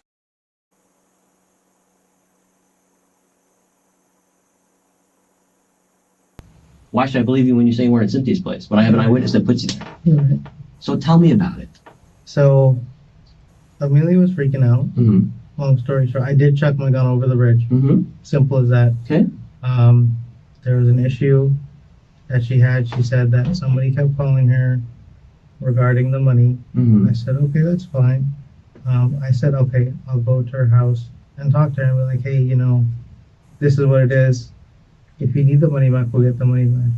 This marks the first of several times that Josh changes his story. With that boy done flipped the story more than them lucky Indian flip-flops that Anonymous talking about. Shantina, thank you so much, love. I appreciate those gems. Uncle Alert. Yeah, I had to be an uncle today. Because, man, everybody like to come try to kill our lives. Then you two come and thinking it's some wild. No, go ahead. Keep it moving, twin. We working, we building ourselves back up because we didn't have so many haters like that tap in. So, no. Thank you for the love, and I apologize. I had to address that, but I had to address it. Because that was, 3 days in a row we done had people with saying whoop whoop, and 2 days I ignored it. They got to get it the third day. Love you, twin. Thank you for helping us grow to become the #1 true crime reaction show on the net. Can't do it without people like you. Thank you for being here. Let's get back to the case. each new version becoming more unusual and harder to believe than the last. He now admits that he did go to Cynthia's apartment, but claims that Amelia had also sent someone else there to speak with her. Did you go inside? Yeah, I actually sat down and talked to her. Mm-hmm. Was anybody else in the house? I think the same kid, Sean. Okay. Amelia talked to somebody else before regarding the matter of, oh, I need to get rid of somebody or something like that. So, if I'm understanding you right, you're saying Amelia is the one that talked to somebody to take care of them? Yeah, and I don't Why? know. I have no idea. Well, I mean, how do you know that? Well, there was a kid that came to our house. What's his name? Jay something. I don't know his name. I've seen him once at my house, and that was it. And that was for Amelia's birthday party. Okay. And I know she gave him some money or something like that. And then he texted me about money, and I'm like, "What are you talking about?" How much money? Well, damn. So Amelia done hired a hitman? Who is Jay? And why did you only see him one time in your life? Was he your brother? Was he your relative? Was he a family member that you knew, Ramswamy? Amelia might be the mastermind, but I don't trust Josh ass. Where'd that come from? I think it's money she had at home still, because from what I understand, all the money was supposed to be in a TD account. Mm-hmm. She gave him $10,000 to what? Can't do it without or something. I don't know. Things got out of hand. Okay, this got out of hand. I think what happened was Cindy was asking you for this money back, and you didn't have it, and there's some issues there. Okay, so tell me what happened. Who did you talk to about this besides Josh? He's the only one that knows. Did Josh do something that he wasn't supposed to do? Not that I know of. Is it possible? Oh, that's the most. Let's get beyond it. Okay. That's the most incriminating statement ever. She didn't call anybody. She didn't pay anybody. Right? I'll figure that out in 3 seconds. She did. I'm telling you, she did. Realizing that nobody is buying his story, Josh soon shifts to an entirely new version of events, one even stranger than the last. I didn't throw the gun away. Okay, tell me. We knew you didn't throw the gun away, stupid. Maybe 10 Let's go, big.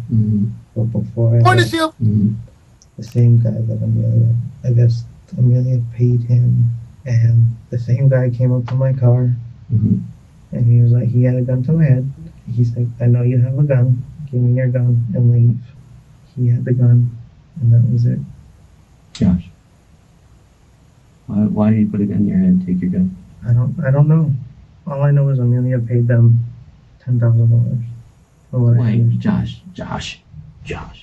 You know you're making this whole lot bigger. You know that. That doesn't make any sense to anybody. Josh. While Josh is clearly implying that Amelia is far more involved than she admits, Amelia begins revealing troubling details about her relationship with him during her own interview. How's your relationship with Joshua? I mean, we fight a lot. Has he ever put his hands on you? He has. Watch you say yeah. When was the last time? Like nothing crazy, like 2 weeks ago. You ever seen any violent tendencies other than... Heather, thank you for that chili. Welcome What happens when he gets really angry? I mean, he yells really loud. He like punches stuff, like the wall. Did Josh put you up to this? No. I think you're kind of at this crossroads right now, okay? You've got Josh, who you probably love, and he's your husband, okay? But you also have Julian. And you got to picture that little boy. You got to picture not being able to watch him grow up. While detectives are deliberately trying to turn Amelia and Josh against each other, they soon realize that the tactic is working almost too well, making it increasingly clear that one of them is fully prepared to sacrifice the other in order to save themselves. Think about being put somewhere very far away from him, and the only way you're going to have contact with him is y'all got that's pre-med. This you're going to get pictures murder in one jail, in prison, of your little boy growing up. I'm not saying that. Attention on deck, attention on deck. Captain Sassy is reporting for duty, and she is selecting 1, 2, 3, 4, 5 detectives to be members of the One's Detective Agency, and she is sponsoring the membership. Thank you so much, Sassy. We love you. Thank you for showing up and showing out as you always do. YouTube will randomly select 5 detectives in the chat to become members. We have members only Sunday. You gotta know the code to get in. You can enjoy a day of membership activities, on Sunday, but it's for members only. Sassy just sponsored 1, 2, 3, 4, 5. What I need you to do to give her recognition for going above and beyond, hit the heart button 150 times and put Sassy did it again in the comments. Thank you, Sassy. Love you, twin. Let's get back to it. The cap. It's going to happen. Nobody, we're not saying we're going to take your kids away from you, okay? Now's the time, all right? If Josh screwed up, he screwed up. That's not on you. And anything you know about that, we need to know about. He messed us up. He did this. He did this. Now's the time. Tell us what he did. So you can look at your son and say, I did the right thing in the end. What did he do? With Joshua, detectives now begin picking apart the more implausible parts of his story in an attempt to cut through the growing web of lies. How would these people know where to find you, and then all of a sudden they found you and took your gun? Right. To do what? To frame you? You know who throws a gun over a bridge? And that's what I really think happened to this thing. You threw the gun over the bridge. We know you went to Daytona because we got the receipt and everything else that you went to Daytona. We know you got gas over there. All right? What makes more sense is, well, I mean, you threw a gun because you used it. Own Ramswamy ass. Yes. I think we're trying to figure out the why right now. That's about all we're trying to figure out, okay? We're not trying to figure out the who. We're trying to figure out the why. And like I said, a panic is different than I went over there and I wanted to do it. I went there at 3. Between 3:30 and 4. When you went back the second time before you went home, what happened that time? I didn't go back. Okay. I'm telling you, I didn't go back. Now, while Josh remains adamant about his innocence, the pressure... Which story sounds like the one that has the most holes in it? Is it Amelia or is it Josh? Detectives, you let me know. Who do you believe the most? Amelia or Josh? And you gotta pick one. You can't say both. You gotta select one. And the one person that you'll give a plea deal to, who would it be? Amelia or Josh?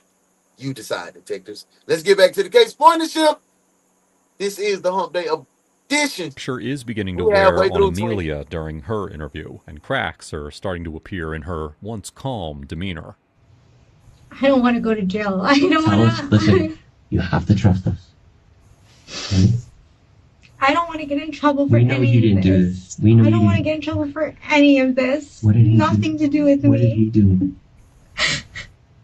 Girl, you working in the bank. He knows the relationship that I have with Mr. Stack. He knows that. I mean, I would take him food, like. Listen to me. So at a point, it would. No, not the baby's not deceased. It was the older son and the mom, the daughter of Mr. Slack. Does he do crazy things? Slack. I said Slack.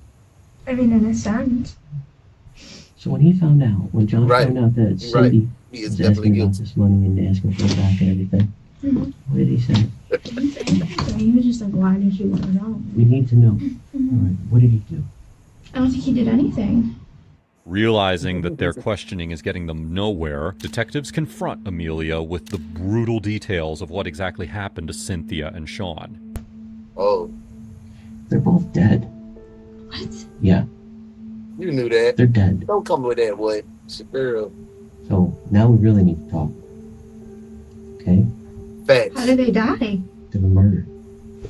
On July 12th, the same day that Cynthia, Sean, and Gerald visited the Chase branch to review Gerald's finances, Amelia texted Cynthia saying, quote, "Give you a call in a few," presumably after their earlier conversation at the bank. Cynthia responded, quote, "I'll give you a call when I get home and we can talk privately." Amelia replied, "Okay, thanks," to which Cynthia answered, "You're welcome, sweetheart." The two were unable to connect that night, but continued coordinating a time to speak the following day. During those exchanges, Amelia sent Josh a message saying, quote, "I'm so scared." Josh responded, quote, "Positive, honey. Tell her what you told me and we're good." Later that evening, phone records showed that Cynthia and Amelia spoke on the phone for 26 minutes. For detectives, the messages painted a troubling picture, suggesting that whatever Cynthia had uncovered about Gerald's money had already begun putting pressure on Amelia days before the murders. But when detectives returned to Josh, he still remained adamant about both his innocence and the deteriorating state of his marriage.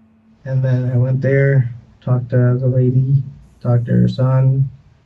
Sorry, y'all. It's lagging right now. Hold on. Heather said I came in late, so I can't say which person I'd give the deal to. I bet neither deserve to get off easy, though. And you are absolutely correct. These are two people that finessed the old Navy veteran of 75 years old out of his money, $50,000, then went to the apartment to off his next of kin and her son. That's what happened, Heather. This case is crazy. Thank you for being here. Thanks for the love. You know I had to get you up real quick. Fake tears and fake surprise. Lock her up. Absolutely. I appreciate myself appreciate all the new and seasoned detectives, no matter what the badge you have. You are welcome here. It is a family, and we definitely love you. And I want that message to be known. We don't want no negative energy. We get them out of there. And Mods, thank you so much for keeping the chat positive with light and love. No kind of rigmarole. I love you, Twin. Thank you so much. Facts, Sassy. Shauna be getting them out of there. Miss T said, that's why they took their phones. Yes, that's why they took their phones. So they couldn't know. They were promised prison 3,000 years ago. KB, welcome in. Thank you for those sparkles. I appreciate that love and support. Let's get back to the case, man, because we still got ways to go. Morning shift. If you I locked in, told give me them both, 150 taps just for being we're sorry locked for what in. happened. We'll try to get you the money back. And long story short, she said, okay. As today, when you walked in this room, did you know those two people were dead? No, I saw something, but I didn't read, so I didn't know they were dead. Is your relationship with Amelia so bad that she would pick Jay Prasad over you? No, I just know Yeah, because she's over there telling the, not saying that you told her blind that you about did this. beauty and coochie. No, it wasn't me. I didn't do anything. But what this couple doesn't know is that the detectives have already tracked down Jay. And as ludicrous as Josh's efforts to deceive the police have been, Jay's testimony will reveal that there are actually some surprising grains of truth in what Josh has said. We all called Amelia. You know Amelia? Went to high school with her. I've known her for almost like over 10 years. Yeah. She's like a big sister of mine. Here's my problem, okay? I mean, if we find out, this is how you get in trouble for murder. Shout out to the girl power. I love my lady detectives. Y'all rock. Y'all keep your boy grounded. Keep me safe. And to my fellas, I appreciate y'all too. But it's girl power. Shout out to the lady detectives. All love. Let me explain it to you. From okay? me to you. Let me explain it to you. Okay, if we find out in any stretch of the imagination, in any way, shape, or form that you're providing some type of alibi to Josh, that you're telling us he was somewhere where he wasn't, make sure you that you're like lying to us about where he was, what you know, That's what how you the don't know algorithm about knows the this is the gun, place about to any be. of it. If we find that out, guess what you become? I don't know. You become Check a your principal. time sheet to make sure you Principal clock homicide in. the first degree. Hit the like button. That's how you I clock know in. about is what I did at the bank. Josh, get their home address. Well, I'm not too sure. He had their phone number. How do you get their phone number? That's Melissa. My cell phone. You gave it to him. I gave him their phone number. He has access to my phone. Just as Josh had done earlier, Amelia also begins shifting the blame onto him once detectives start challenging her story. Though, unlike Josh, she is far less subtle about it. Gosh, Do you think Josh killed these people? Do I think so? Yeah. No, I hope not. I mean, Is he capable of killing people? Over this? he's capable of killing someone, yes. I mean, he was in the Navy. I'm just more concerned about myself. Oh, Swami was in the Navy too.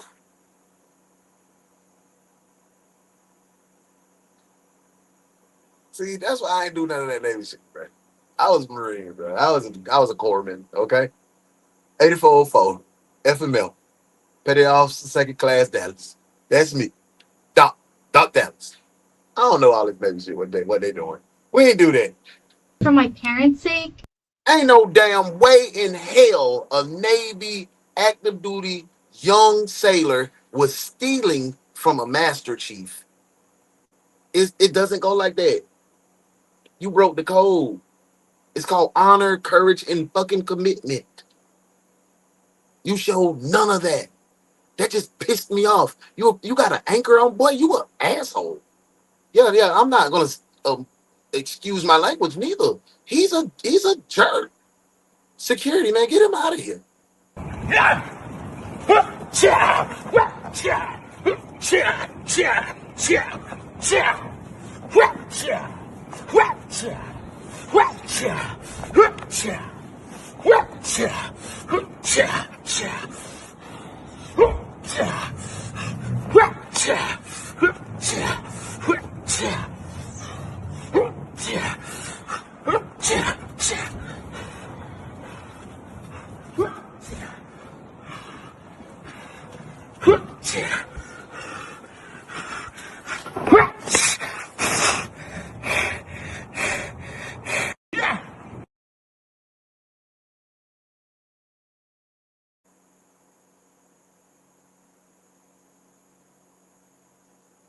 Do not want to go to Yeah, jail. he's a jerk. I don't. Like, if I get fired, okay, let me get fired at work, but I I don't care don't want to what go to happened. I jail. don't care I what didn't she do did. anything. I didn't. I don't care what she did. We live by a different freaking code. We live by a different code. We don't do that to each other, twin. We do not do that to each other. Like, God damn, man, that just made me mad for real. Y'all don't understand. Because I take pride in that camaraderie and that code that we do have. And this man did that to one of our old salt dogs, bro. I ain't Dudley. Welcome in, twin. Sorry you caught me on a rant. I've been tripping. But hey, yeah, Anonymous. And see, Anonymous is a devil dog. He one of the Marines. He had no honor, courage, or commitment. Nah, we don't do that, bro. Let's get back to the case before I get too emotional. Morning I shift. didn't plan We too lit for anything. I didn't TV. conspire anything. Just, I didn't do anything. I don't want to go to jail. The questioning finally appears to hit an emotional nerve with Amelia, and as detectives You're going to continue breathe. applying pressure, she suddenly introduces an entirely new detail into her version of events. I don't want to say he made me do it. No one, I mean, it was me physically that had to be the one to conduct everything. I don't want to say Whose idea was it? It was Josh's. Who came up with the idea of like putting the check in your son's name? And He did. He did. So the whole intention for the whole money being withdrawn out of the account, Josh made me do it. He forced me to do it. She really just went 5th grade on us. Josh made me do it. It was Josh. He made me do it. Come on, mama. Be an adult. Be an adult. Forced You me did that. to withdraw the funds out of the guy's account, and I did it. And he took the 2 checks and he did whatever he wanted to do with it. So And he then forced I had you to to lie go at to work. he forced you to go to your job. He forced you to use your access code.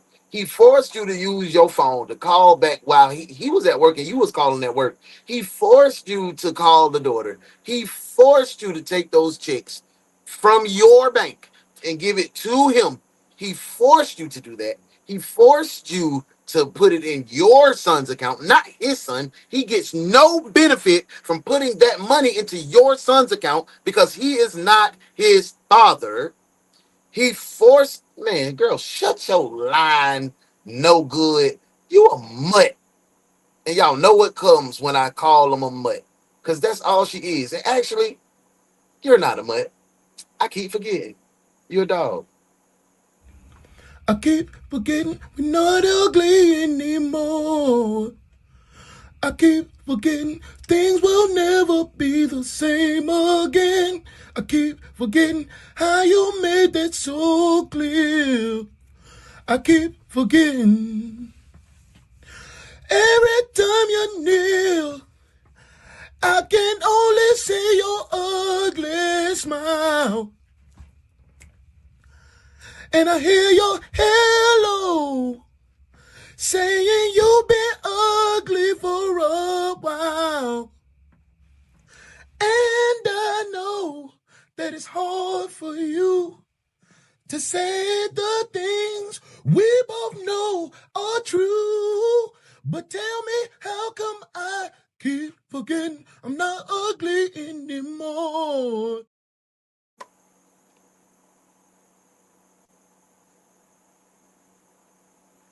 About what happened. I didn't forge his signature. Mr. Sack did sign everything. I didn't give him the address. I didn't even know where they live. I know the area in which they live in. I don't know if Josh called her from another number and he spoke to her. So I don't know if that's when maybe he had said something to get the address. After an hour alone, the detectives return to speak with Josh again, but getting him to reveal the truth is only getting more challenging. I gotta tell you, Josh, I know Detective Ferrer feels. I think both of us are totally baffled after talking with both you and your wife for the whole day. How two people like you end up in a situation like this? It's a shitty situation, and I hate to say it. And it's compounded by the fact that one of you Monster, is trying to send the other one to in and prison out. for the She's rest in of the their lives. 'Cause You're Discord telling too. totally different stories. Sassy, Shell, Let's that's put it her all best on the friend. table That's for a Monster's second. best Okay, friend. what are you and Jay normally dealing with? What have you dealt with in the past? Nothing. You two ever exchange any drugs? No. Never. Have you ever sold any of your pain medication that you got since you shot yourself in the leg? Oh, I gave it to him. Yeah, I gave it to him. I didn't sell anything to him. Wow. Yeah, You gave it to Jay? Yeah, I gave it to Jay that night. However, Amelia maintains that Josh seemed different and nervous after his visit to Cynthia's home, but Josh still continues to sell his new far-fetched story to the detectives. So what did you, when you gave him the pills and that money that night in the parking lot, what did you expect to happen after that? I expected he was going to get some type of money back from everything. Because he said, okay, you have this pills. I can use some. I can sell some. I can get you money back. Fonda says they ended up in that situation because of greed. Want everybody else's money. By the way, what does the husband do for a job? He works at the bank too. He in credit card collections. Yes, they had all the connections to be a scammer. Yep.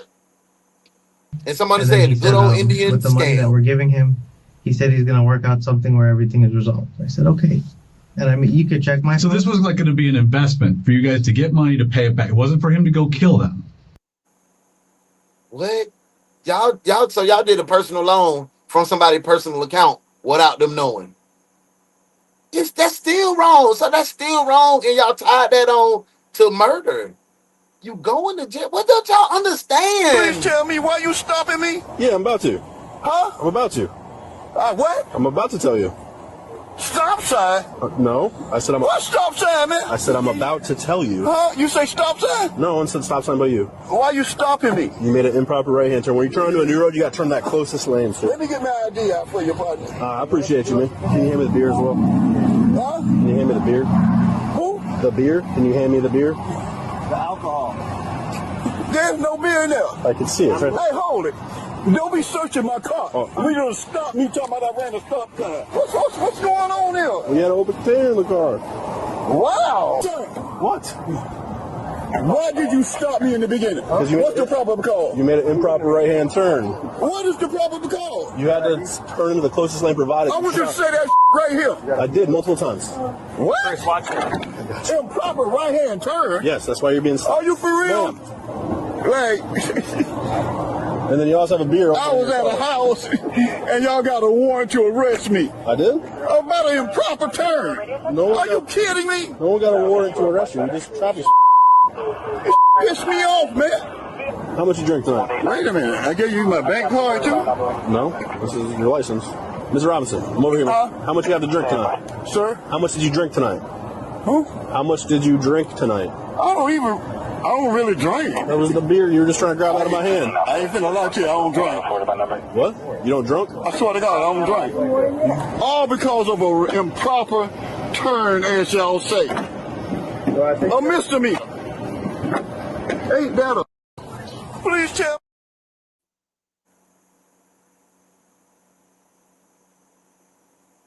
Take care of it. I don't know what him and Amelia said before I got in the car. So how much did he say he was going to get you for selling the pills? I don't. He said about $20, $25 each. I gave him about $50. Okay, so let's do the math. That's like $2,000, I think. Okay, so $2,000. So I said, all right, we're investing another. We gave him $10,000 too, because he told us in total it'd be $10,000 for everything for us. When you went to Cynthia's apartment, did you ask her about, can we pay you back little by little? That's what I told her. Okay, how was she to that? She was okay. Okay, so think about this for a second. Okay, you know, it's here's $9,000 to start off with good faith. Yeah. Okay, Jay, here's some pills. Okay, Cynthia, here's $2,000 from the proceeds of these pills. You're $11,000. Right? You're giving $9,000 to a guy that you don't know, who's now become a drug dealer, hoping that he's going to get it back to you? I mean, if you were us, would you believe that story? Yeah. You're smarter than that, dude. I know. I understand. You are smarter than that. Jay, however, shared a very different account with investigators about what happened the following day after meeting Amelia that Friday night. The next day she calls me and she's like, did you find the person? And I'm like, find the person for who? And she's like, for the lady, Jay, what happened? She's like, don't tell me you forgot everything. So then she calls me on Snapchat. I told you last night, I needed you to find a guy to scare the woman. So I'm like, wait. So now I remember some things and I'm like trying to figure out some stuff. So then that's when she further explained to me, she's like, I'm going to go to jail on Monday. So I need to, like send her a message, scare her or something. And that's kind of when I was like, whoa. Okay. What the fuck what did she get into, Okay. And that's when now I'm knowing everything. Now I'm in a clear mind. So she was explaining to me what she did to the lady. Tell me about it. And I told her it was stupid. She didn't tell me too much about it. She said that she fucked up and how she took some money from her. So I'm like, you're stupid for that. She kept saying, no, you can't miss her. It's a fat white lady. It's a fat white lady. She's saying this to you? Okay. According to Jay, Amelia told him that, quote-unquote, the lady was going to report her on Monday. But sitting across from detectives, Amelia's behavior stands in stark contrast to the fear and panic that Jay claimed that she showed just days before the murders. Josh mentioned that Jay never responded to them after getting the money. She's a real Black Widow. And I was like, are you trying to call him? She said, I'm calling him for private. Why did you call him from private? I don't know. This was Jay? Yeah. Because he wasn't. Listen, that cattle theft, that is crazy. I never knew about it. I never knew how treacherous that farming life got until my son got the cattle ranch. Like, it's wild. Good morning, TT. Good morning, Trent. I hope you're feeling amazing out here today. It's good to see your face in the place. This whole time, y'all said she was the mastermind. She put all the plans into motion. Every single plan. He was just the tag along. She really didn't want Josh ass involved, but he was just too close to the motion. She wanted to go with Jay, the family friend that she knew from high school. That's who she was going to run off with. That's why they put the money in the baby boy account, because Josh ass was going to get caught. Her and Jay were going to go split the bread. That's just my theory. That's just my theory. Answering any of her replying back to her messages or anything like that. When was this? On Monday. Facts. After you guys gave him money? Yeah. You think he kind of took your money and took off? I have no idea. He scammed you. He scammed. Listen, I'll be honest with you, John. This is what I think happened. He scammed you out of money, and at that point, you had no choice but to go over there and kill these two people. Jay ran off with 10 bands on y'all. Because you talking about go kill somebody. Okay, yeah, sure. Give me the money. I'll do it. No, I just took your money. What you gonna tell the people? I paid him $10,000 to go kill these people. You can't. I got you. Free bands. And I ain't talking about Future. Straight up. And then he was forced.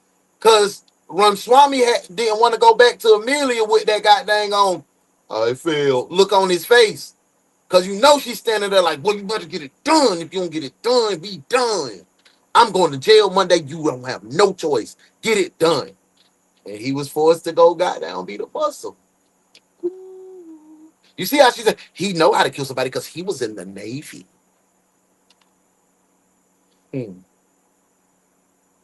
Before leaving Amelia alone for a while, the detectives take a moment to explain the seriousness of what she has already admitted to. Because Gerald was over the age of 65, 74 years old at the time, stealing $50,000 from him qualified as a first-degree felony, one serious enough that she could be held without bond. Amelia's visible surprise immediately suggests that she had never fully considered the legal consequences of admitting to taking the money. Well, let me ask you, what do you think should happen to you?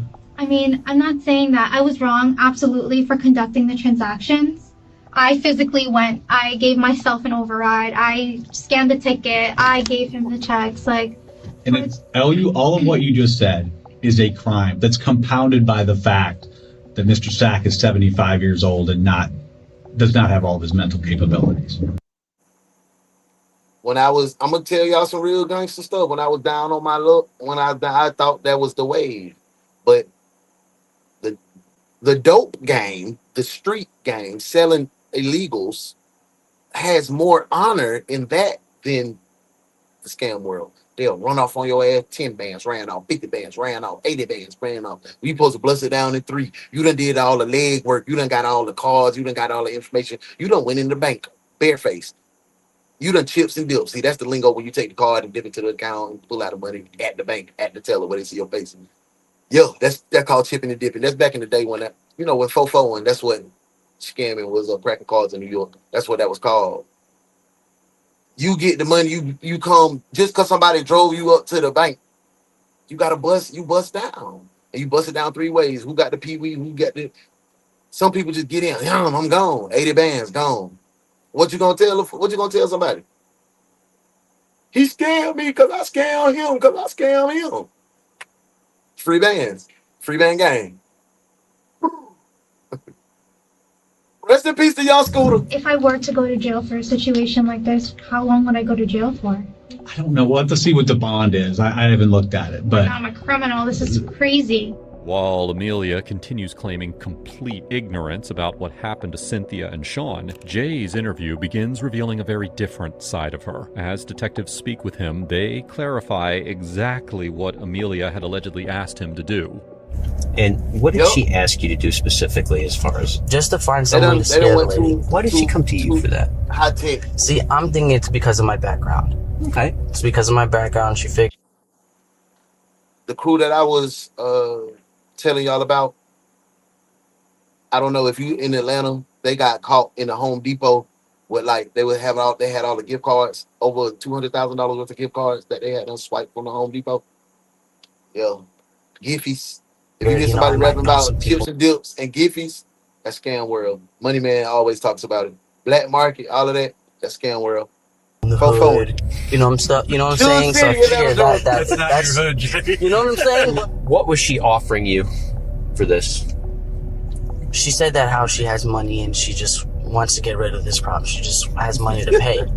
And I was like, it's not a movie that, just because you have money, things can just disappear like that, While still insisting that he had nothing to do with Cynthia and Sean's murders, Josh makes a deeply unsettling claim about his visit with Cynthia. From when I left the house at about 3:30, somewhere around there, I got to Cynthia's house, knocked on the door, Sean answered the door, and I sat and talked with both of them like they were family to me. Okay.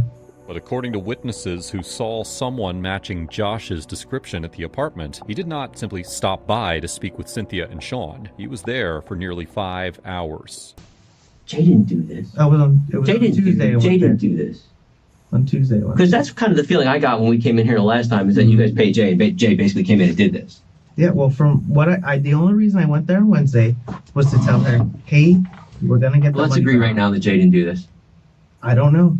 How do you not know? Because I don't know Jay like that. That's the problem. As much as Josh continues insisting that he had no contact with Jay, Jay's interview reveals that this is not entirely true. When did you talk to Josh about all this? He on the Snapchat phone. They were together. They were together? They were together. When the Snapchat conversation, was it from Amelia's Snapchat or Josh's Snapchat? Amelia's. But it turns out that the detectives were right about one thing all along. He scammed you. Once Amelia gave herself up and said that she's going to jail on Monday, it sunk in on me on Friday. I said, fuck her. She did.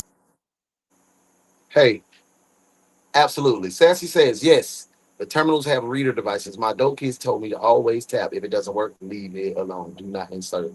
If I can tell you anything from the underworld of the streets of Atlanta, from learning the things that I learned, from having the friends that I had when I got home, do not chip and dip. Trust me. Trust me. Your ass will be finessed and won't even know. Hope you got Navy Federal to give you your money back. Yeah. It gets wicked and vicious. If you can swipe, if you can tap, boop, best way to go, twin. Best way to go. If you can tap, that's the best way to be protected. To know people wrong like this, she has some money, let me get a little something out of it. Okay. I'm paying bills. It's hard out here. Right. So I said, I gotta show, if I do talk to someone, I gotta have, from my past experience, I gotta show good, faith. I gotta at least have some kind of money when I'm talking to them. Like, hey, show that I'm serious or something. Maybe if I go find someone. So I did meet up with Josh, and he did give me $1,000. Okay. And I never spoke back to them. And I have text messages to show and prove where she's like, I can't believe you did me like that. We've seen them. So that's why we kind of figured that that's what happened. Did you meet up with him the next day too and get some pills from him? He gave me that at the house. He gave me that at the house. Why did he give you the pills? He was like, hey, can you move this? And I was like, you know what? And I was like, hey, maybe I can too. So anything that they can give me, I'm grabbing it. Jay, when you talk about they were both on Snapchat, were both of them encouraging you or asking you to do this, Josh and Amelia, or was it mostly Amelia? Or it was mostly Amelia. She was, it was mostly her. She was talking to me. They both it was on speakerphone. They both are there, but it was mostly Amelia talking to me. You can't sit there and say she did it when you're there with her. You're there with her. You're right. You're right. So don't say she went outside and had a conversation. That's bullshit. No, it's not. You can, it's not. Just stop. You listen for a second. Now, you can ask her parents listen that to me, night. Josh. Josh, I don't want to ask her parents. I'm talking to you. You're a grown man. I understand. All right? Listen, all Amelia wanted to do was get the money back to these people. Exactly. That's all she wanted to do. That's what I thought. Then you know what happened? You lost your temper. No. Yes. No, it's not. Yes. When Josh refuses to back away from his story, the detectives return to Jay once again, and he immediately begins revealing the truth. Did they ever say we want these people killed? They never mentioned anything like that to me. They just said that how they don't want to get in any trouble, and that they just want to scare the lady. I didn't think they had any capability of thinking this extreme. When detectives return to speak with Amelia again, they quickly realize that she has completely changed her story. And by this point, it is clear that the couple has fully turned against each other. But the bigger question still remains. Is this version finally the truth? Investigators are soon going to discover that Amelia is still hiding far more than they ever going expected. to the last 15. It's too long. I know you're cold. Everybody get that little nasty ass blanket they give every prisoner in there. To be a witness, not a suspect. Do you know what happened? What happened? My husband called these people. He pretended he was somebody else. Yep, even Desperate Rats will. He Straight got up. their address, and he went over there. And I didn't know. What did he tell you? He told me that he didn't tell me what he was going to do, because I don't know the severity of the situation. I didn't know it was going to be to this extent, because I didn't even know these two people were dead until they just told me that. All he kept saying to me is, I'll take care of it. It's something they put in that blanket, y'all. When they wrap up, them lies just get the blah, blah, blah, blah, blah. Like, damn, I didn't even mean to tell this lie. They just get the line when the blanket come out. The blanket of lies. When they hit you, boy, you over with. In the other interview room, Joshua also uses the phrase take care of it, but with an entirely different version of events. What happened? That Thursday night, she told me she's going to call Jake and have him take care of it. And I said, what do you mean have him take care of it? And I questioned it as far as, is he going to get the money back? What's going on? She said, no, they're going to take care of her. I said, all right. I just don't want to get her. I don't want her to get in trouble for this. I'll take them. Whatever it is you have to give to her, I'll take it. While Josh may finally be admitting to a small part of his involvement, he is still placing most of the blame on Jay, something that detectives directly confront him about during the interview. They said, we paid Jay Prasad to do it. Yeah, they threw you under the bus big time. We're on video at the CVS paying him off to go kill these people. And guess what happened? They were trying to set me. Oh, yeah. Why do you think we're sitting here talking to you? So you guys kind of knew about this. This is what you guys do for living. No, but listen, if we thought you were a murder for hire person, would we be sitting here talking to you like this? I understand that. But I want you to understand how much you need to get out from underneath this, and that's why we need your phone for a day. I'll have it back to you tomorrow. You have my word on that. Fully committing to her new version of events, Amelia resumes her story from the moment before Josh allegedly left to go speak with Cynthia. And he's just like, don't ask me any questions. Okay. He's like, don't talk about it. It was just like this disgusting Brown, attitude. what a idiot. Yes. And he said if I said anything that When the great. I didn't tell you what he did and told you not to say anything. no, he just told me if you say anything, then like if you, because I mean I'm not stupid. Okay, but eventually he told you what happened. No, he didn't tell me that he killed anybody or that he was going. But you know that he was going over there. I knew that he was going over there, and he's just like. When you took the words right out of my mouth. I would have been like, all right, detective, you can have my phone, but don't you go in my photos. Don't you go in my damn photos. Deal. We would have had the right to have that in writing. You can look at all my. I ain't got no pictures of them at all. I'll take care of it. And I was like, let me talk to her, because she told me that you're young, that if you made a mistake, I'll work with you. And I told him that, and he's just like, you're stupid. Like, you're stupid to believe her. And I'm just like, you're stupid for this whole situation. I would have never been in this situation. They got the photos. Do what I'm doing. Damn. As detectives dug deeper into Amelia's theft from Gerald, coworkers at Chase began revealing just how calculated her actions had been. One employee recalled Amelia acting unusually nervous while trying to push through 2 cashier's checks totaling $50,000, repeatedly pressuring staff to approve the transaction, even though Gerald himself was nowhere in the bank. But when employees questioned where the customer was, Amelia falsely claimed that he was in the bathroom, despite it being out of order that day. Detectives soon realized Amelia had deliberately split the money into 2 separate $25,000 checks after learning that anything above that amount would require another employee's approval. But the situation became even more suspicious once investigators compared the signatures on the checks with Gerald's actual signature and discovered that they did not match, strongly suggesting that they had been forged. The deeper the investigators looked, the worse the situation became. Police recovered banking documents connected to Gerald from Josh's car, suggesting that the couple may have been planning even more ways to access Gerald's money. But perhaps the most disturbing discovery came from inside the bank itself. Detectives learned that Amelia had secretly used another teller's logged-in computer to place a note on Gerald's account claiming that he frequently forgot transactions, something investigators believed was done intentionally to make Gerald appear confused if the missing money was ever discovered. But when global security at Chase finally began investigating the suspicious withdrawals, Gerald told detectives that Amelia suddenly showed up at his house bringing him food and asking him to falsely claim that he had been. She tried everything in her power to get Mr. Gerald to forgive her or get him out of the way. The food probably had some poison in it. She a nasty dog. Present during the transactions. Gerald remained adamant throughout the investigation that he never gave Amelia permission to take the money, and by then had already formed his own opinion about her, telling detectives plainly that he knew, quote, she was a crook. By this point, detectives realized that the theft itself had spiraled far beyond just simple fraud, but they still haven't uncovered the worst part yet, one that Amelia's father will reveal soon. Back in her interview, Amelia resumes her version of events, insisting that Baby, you know that blanket was nasty as hell.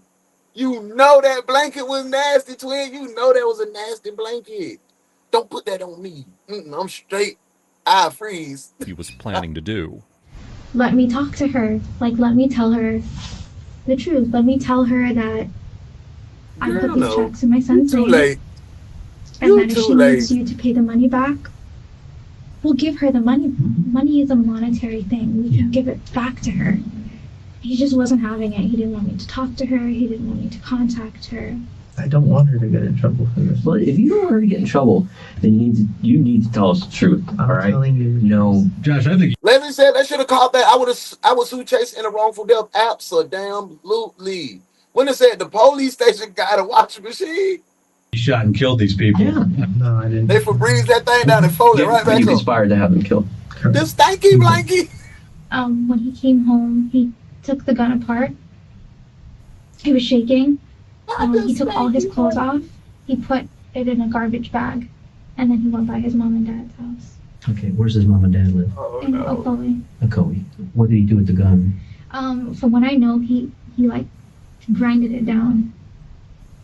As investigators continued digging into the murders, He grinded Amelia's the gun down. father, Suresh Mike Bassoon, pointed detectives towards something unusual inside the garage that he shared with Amelia and Josh. He told police that a hand grinder that he owned no longer looked the way that he remembered it. According to Mike, the tool appeared far more worn down than before, and detectives also noticed a strange black powdery substance on it that Mike insisted had not previously been there. But when asked who would most likely have used the grinder, Mike pointed directly at Josh. Investigators soon uncovered even more suspicious behavior after speaking with one of Amelia's relatives. They told detectives that in the days immediately following Cynthia and Sean's murders, Josh suddenly cut his hair and shaved his beard, dramatically changing his appearance overnight. Now, Josh brushed it off as simply wanting a quote-unquote new look, but investigators quickly noticed that before the haircut, Josh more closely resembled Nicole's description of the man that she had seen outside of Cynthia's apartment shortly before the murders. So he did that before. He shot him? Yes.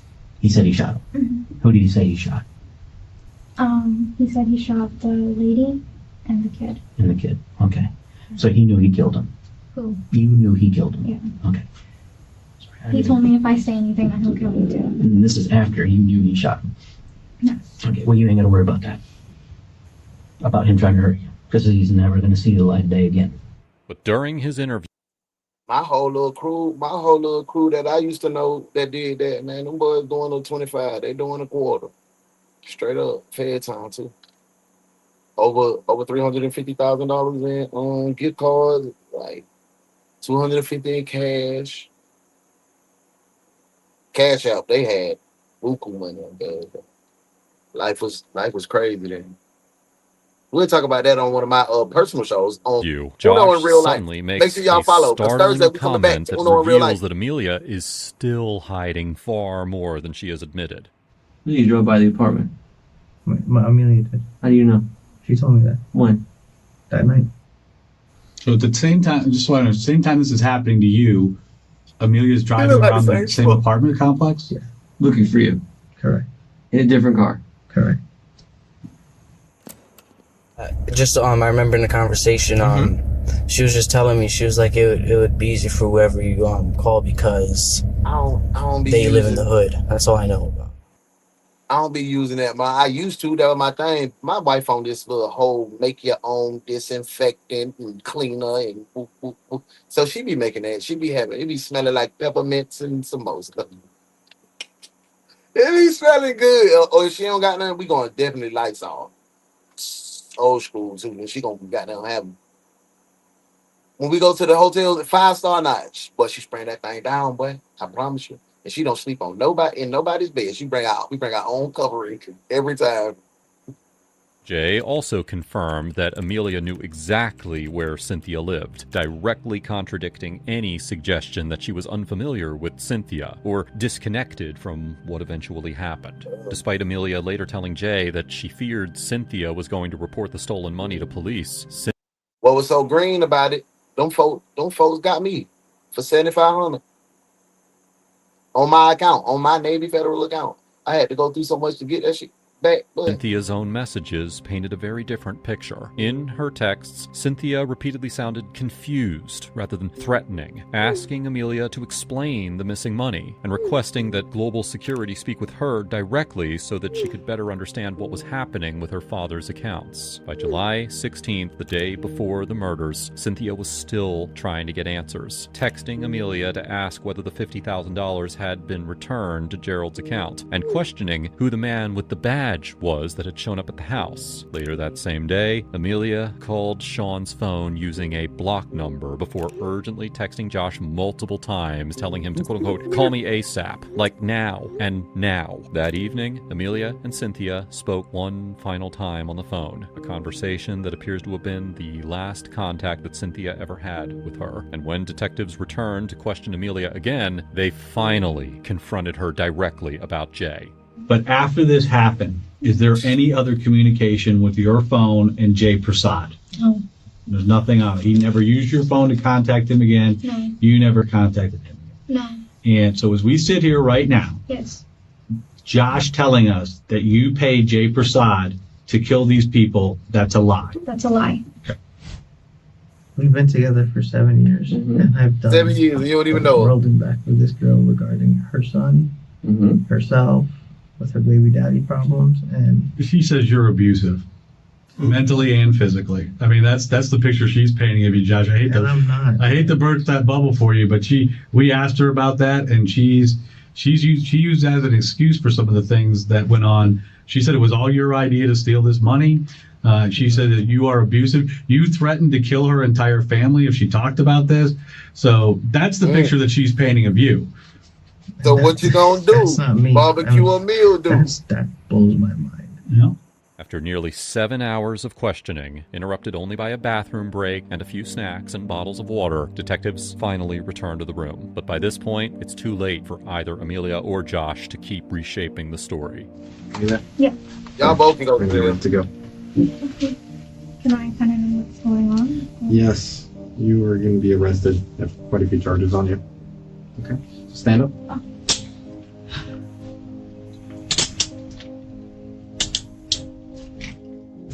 In the end, both Amelia and Josh were arrested. Josh was charged with 2 counts of first degree. They didn't think that through at all.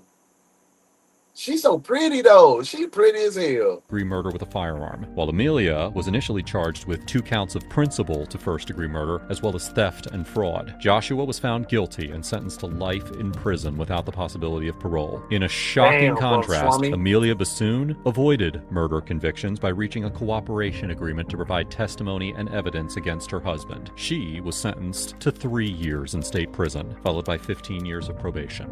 If you found this case interesting, you need to check out. Oh my God. Oh my God. That woman got 3 years in jail.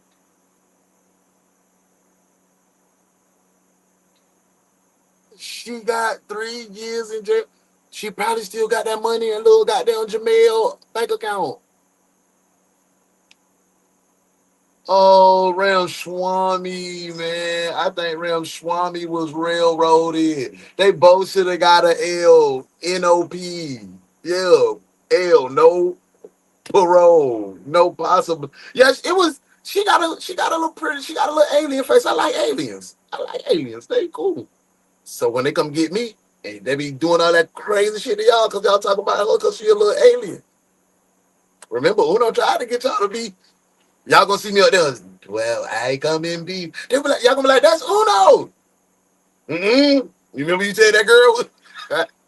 That's gonna be y'all. Y'all know what we gotta do. Let's wrap up the day. She got 3 years, bro. She'll be out in what? 16 months, 18 months. Oh, 2 bodies, 50K. You really got 3 bodies because you threw your husband away. Now you finna get out. You gonna probably be in the jail. You probably gonna be in the jail. You gonna get a little thick. Ooh, you gonna come out on fire. Oh my God. Look, shipmate just got finessed. Life, no parole. You out of there, Jack. Damn, that's sad, Ramaswamy. Put the warrants in the comments, man. Put the warrants in the comments. Drop those warrants. Let's go ahead and book this case for the day. Damn, this is crazy. I swear I thought that lady was finna get some time. How did she wag so hard? Book him, Dano. Book him.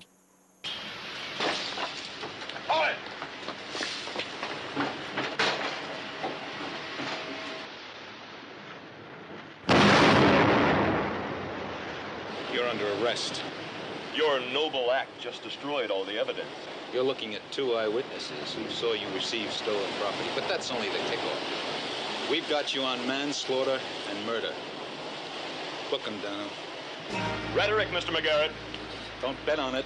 From what I know of John Malcolm, he'd be glad to trade his life for yours.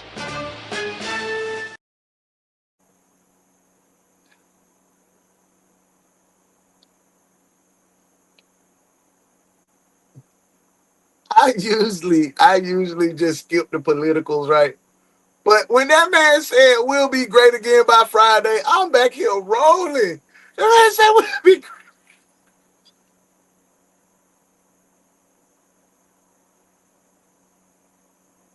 Y'all, thank you so much for a great, great, great morning shift. Way to start our day.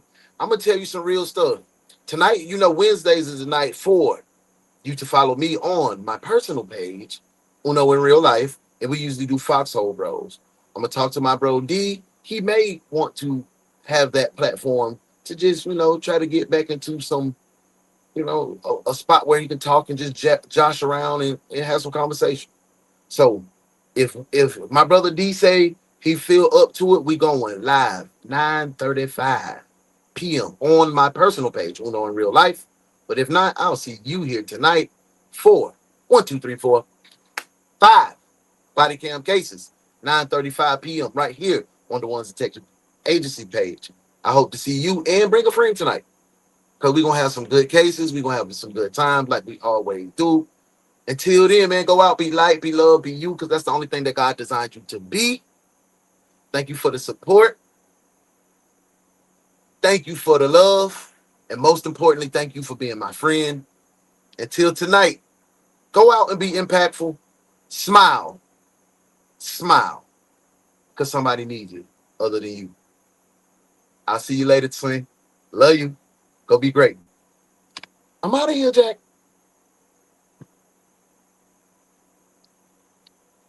They don't want me to. Good work today, detectives. Now y'all make sure y'all go spread light and love. And we'll see you again at 9:05 a.m. for another case from your favorite true crime reaction show with your favorite host, The Morning Crew, with Uno the One. This has been the One's Detective Agency.